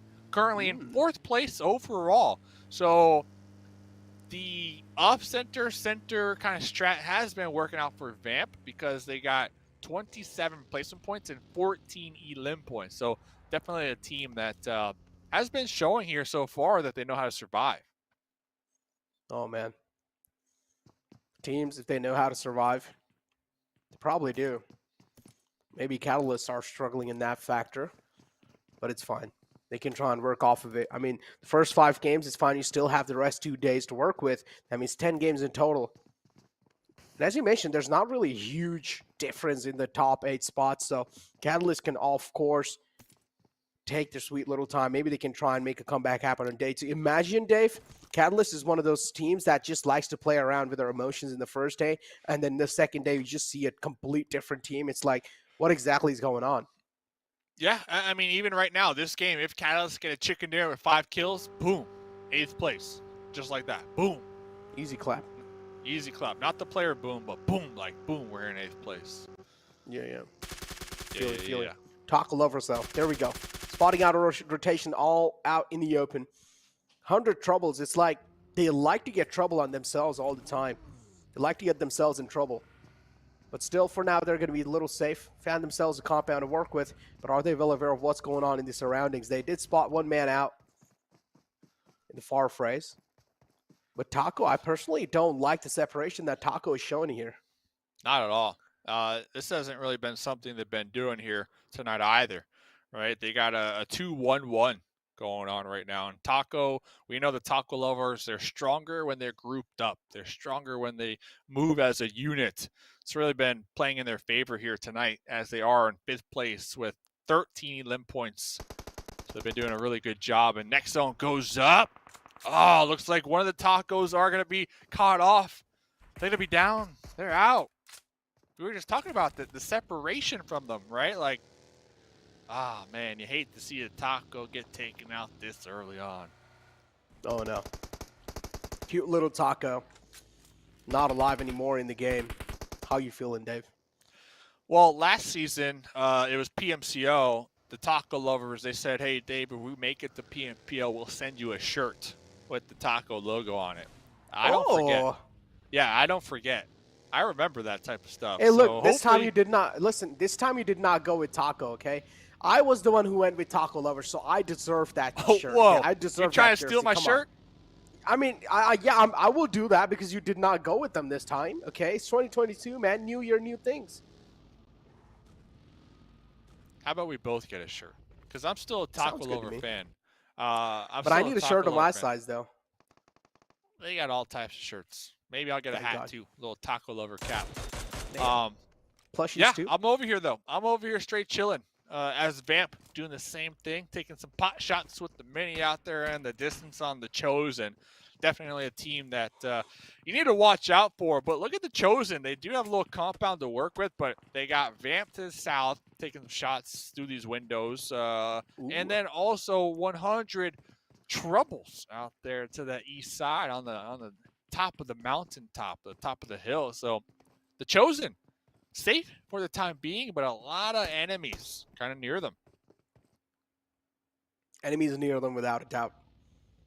As this circle is going to be closing in, as it's going to shrink down, enemies definitely are going to be closing in as well. HTV, Boom is the man looking to confirm the kill, and he does. Faker out the equation from Taco.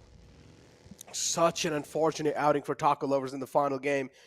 Now left with only 2 players to work with on this map of Erangel. They were able to kick things off pretty well in the game 1, and now in game 5, I don't know what exactly has happened to TacoLovers, but they definitely need someone to talk them out of this situation. They just stop playing grouped up, right? They stop playing grouped up. That's the thing with the Chosen. They play separated, but just far enough that if one of them gets knocked, they have the ability to immediately start hoofing and start running and get that pickup to revive and kind of support them. So they give each other room, just enough room to kind of, rely on their solo individual skills. But at the same time, they always have that in the back of their mind that their teammate is near, that just in case things don't go their way, their teammate is there to support them and get them picked up, right? And that is just not what we saw from the 2 TacoLovers who got taken out this game. They were too separated, playing out there on their own. And, well, they got knocked out, and there was no return fire, no support, so they immediately got thirsted. Oh, no. Look at that Ogilvy, though. Taking a lot of shots in that rotation. One man being caught. Ogilvy not going to be happy after that. Instantly, the kill gets confirmed as well. On the other hand, we are also seeing the Hitlist getting themselves engaged in a fight. And look at this, the circle moves on the right side, it kind of like between Potato Hill and Farm. And now the Hitlist just looking to inflict a little bit of more pain onto Ogilvy. With the team's only left with 3 players alive, I do want to see what they're going to be able to do now. Let's see. Saw Goldblade a lot of times here tonight. A player who has been playing for a good amount of time here in the competitive scene, able to hit some shots. Nice little US skin too. Probably one of my favorite US skins in the game. But yeah, Goldblade working with Jat G, who, if I recall, used to play on the Knights at one point. This team looking to climb up the leaderboards in the final game of the evening. 11th place right now. They got 15 placement points, so they've been okay in that department, but only 8 elim points. So just like we saw right there, a team that has been doing their best to avoid these fights. It might be biting them in the tail here. And talk about biting them in the tail. Well, Flash was in the front line. This is Thirdeye. Thirdeye was able to knock down Flash, and Flash trying to crawl back to their teammates. You have to assume they're calling for the revive, the pickup, telling them, I'm safe, I'm in the smokes. But in reality, those smokes are not the best place to be in that soft cover, as Flash just trying their best to crawl back. Will they get there in time? And I don't know. Oh, man. Get there in time? They got there. They got there in time. Yeah, they did, but still, look at this. A man is knocked out, is bleeding out as well. Thirdeye. They will have a little bit more added pressure because of that, but they will need to get the fallen man back up on his feet. But he's really separated out from the team. I don't know why one of the players from Thirdeye isn't really going for the save on the fallen man. They can just smoke him out and get the E-res back up and ask him to heal easily. But instead, it's Pro Era going for that kill confirmation. We do see a man moving in quite close to the knocked out player of Thirdeye. The kill confirmation's there, and now it's Pro Era looking to be a little mature inside this fight. Yeah, and the thing is, this fight has been taking so much time that now other teams, for example, Lotus, trying to make their way into the zone on that west side, Lotus, Ogilvy, they're going to be hearing these shots, and it looks like Lotus might be posturing, or they were at least, to possibly third-party Pro Era, but Pro Era doing a good job at taking some shots at their vehicles, kind of pushing them back for the time being. But if you're Pro Era, you do not want to get sandwiched between Lotus, right, and Thirdeye. Like, you just don't want to be in that situation. So I'm really curious to see what Pro Era do to avoid that.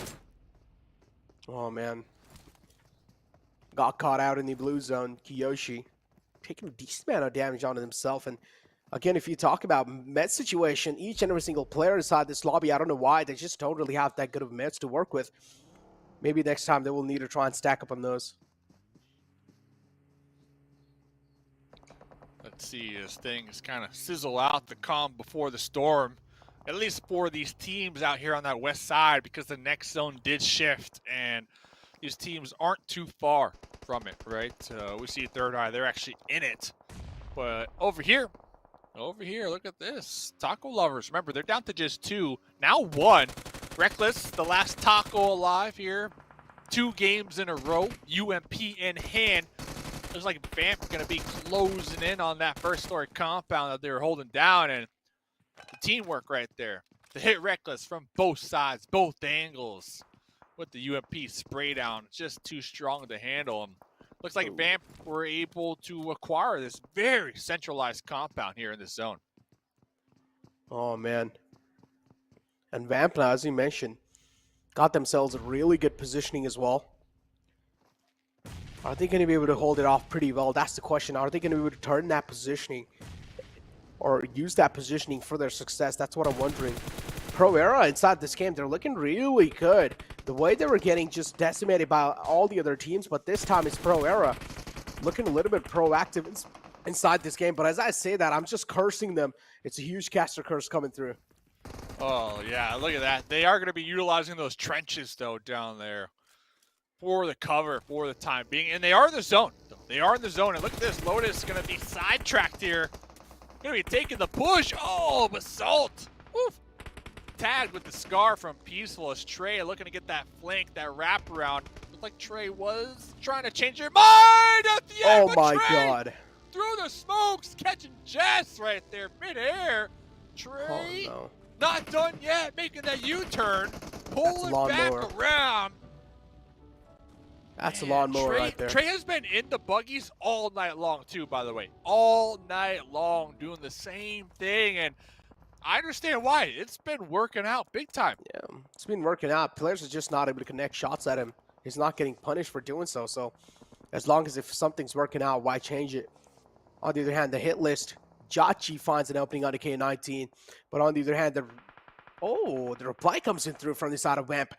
GC's used JR as well. Oh, so many kills is just flowing in the kill board. Yeah. It's hard for me to even notice what exactly is going on. It's complete chaos as the circle shrinks down. And now Ogilvy left to take care of the teams in the front lines and GameChangers. They have all their 4 players alive, so this is going to be good news for a team like GameChangers. GameChangers have been all night long, slowly just ramping up the aggression, ramping up the plays, and looking good while doing it here, while playing from the edge. Really do like GameChangers here so far. A team that has been playing nice, slow, and steady here all evening long. Zeus Jr. though, caught in the back seat, the death seat I call it. Echo here from the M4, got that spray down.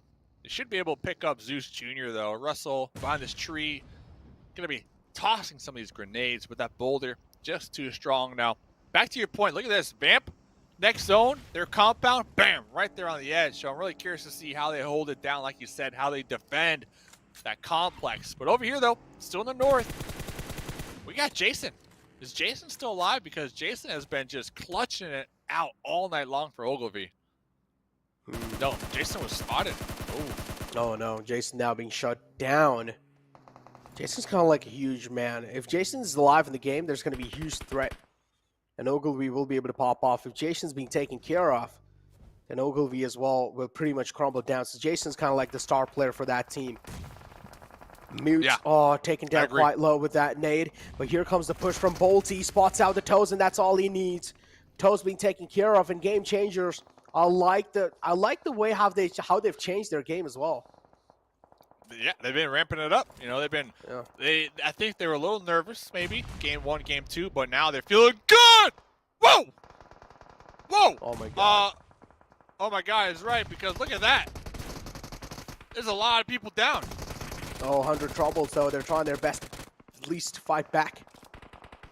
It's being used from the side of Vamp. They do realize there was a lot of kills inside the house. They still haven't really gotten the confirmation, but instead it's 100 troubles who are able to get the rest back up on the fallen men. Russell back up on his feet. Same thing goes with another man of 100T. And look at this. Oh no, Vamp, what's going on? Solo, you're still sticking the raise. You're an absolute psychopath for doing that. Oh my god. Quite close. And Junacho for over-peaking, for being a little too over-aggressive, overconfidence, being punished by Vamp. CES Oswald back up on his feet, trying to patch himself back up. Still got Mayo alive over here too.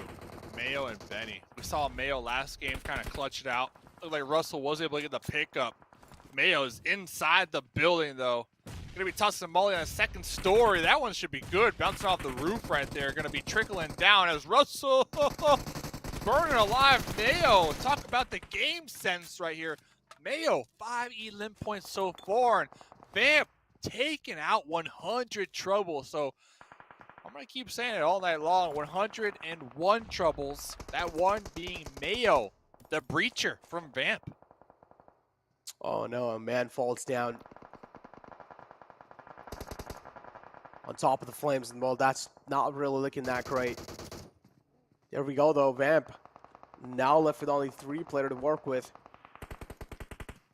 Vamp as well, taking things really safe, even though they did realize 100 troubles were in a huge world of trouble. They still did not decide to push it. Instead, they were just going for the safe plays. On the other hand, HQA left with only 2 players to work with now. I do want to see what they have in their backs. Huge win, too, from Vamp, just to kind of double back to them, because look at that compound in the zone. It is there, right? So they have that cover to work with, and they're still taking shots up there to the south, to the north. They're taking shots everywhere. Vamp with 7 elim points here this game. That was something that Vamp were kind of lacking here all night long, was those elim points. So They're ramping it up here as well, kind of like the GameChangers are with 9. Looking over here, though, on the opposite end of the Vamp compound, Lotus looking to pull up here onto the Hitlist, looking to take their shack, their dip from them. Oh, man, but is that going to happen? That's the question. Lotus just raining down death and destruction onto the hit list. All 4 players grouped out in the open. The only cover they have is the smoke. And the smokes as well are going to be fading away, so it's just a matter of times when they're going to be completely exposed. One man from GameChanger gets spotted out in the open. It's Russell getting taken care of by Salt. Beautiful, precise spray coming in from his side. Lotus now trying to make a safe rotation inside the zone with the vehicles they've gotten themselves. Circle shifts out in the open.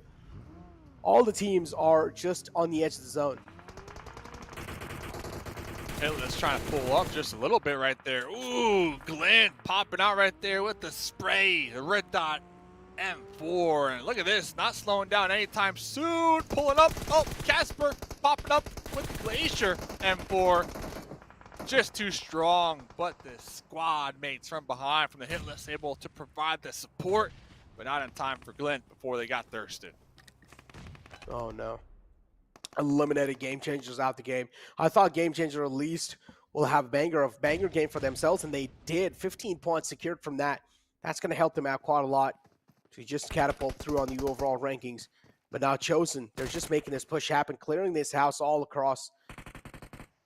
Chosen do realize there has to be a little rat hiding inside the house, and that's what they're looking for. Beautiful nade from the side of the hit list, and it connects right on the mark. Yeah, it looks like Mayo was kind of flushed out right there from Vamp from the Chosen, who overthrew them in their compounds right there to the north. So Mayo just kind of sneaking it, trying to survive. Unfortunate for them, ran right into Jat G, prepared, ready to go, grenade in hand. Down to 3 teams here. And look at the elim points. Lotus with 9, the Chosen with 8, the Hitlist with 7. So these 3 teams alone account for most of the elim points here this game. So they're looking to close out strong. Not only that, Lotus with 4 up, the Chosen with 4 up. Let's see, can they continue to survive as Jat G trying to avoid the sight lines down there from 2 different teams. Oh, man. But Lotus, yeah, just spraying through, just trying to find some connections. Not really able to do so. Final 3 teams alive, Dave. 11 players in total. Lotus have all their 4 players up. On the other hand, the hit list only have 3 players, and Team Chosen still looking pretty strong. They're letting these 2 teams fight against each other, and Team Chosen will probably strike in when it's the right moment. Yeah, this game right here is way bigger for the hit list compared to the other 2 teams because the hit lists are in 11th place on the overall. Jat G, though, the toes, the legs going to be spotted, and not only that, look at the mollies coming out from the Chosen as Trey running across this open field. Looking to reposition this slight little dip where Jat G just got taken out. Oh, no. The Trey as well taking little shots. Look at the way Chosen has spread themselves out on the edge of the zone. Close to the wall of death, and now Hitlist as well, making that push happen. Jat G is knocked out, but it's fine. He isn't going to be the main priority for the hit list, at least for now. Goldblade, he should heal himself up, but the problem is he just doesn't really have heals to work with. So Salt is just going to try and just pinch or just rub the salt on their wounds. And the Lotus try their best to fight back in this situation. They're able to win that initial fight with them, but now they will have to take care of the final boss, and it's going to be the Chosen. And you're down to just a solo. Lotus taking out 2nd place.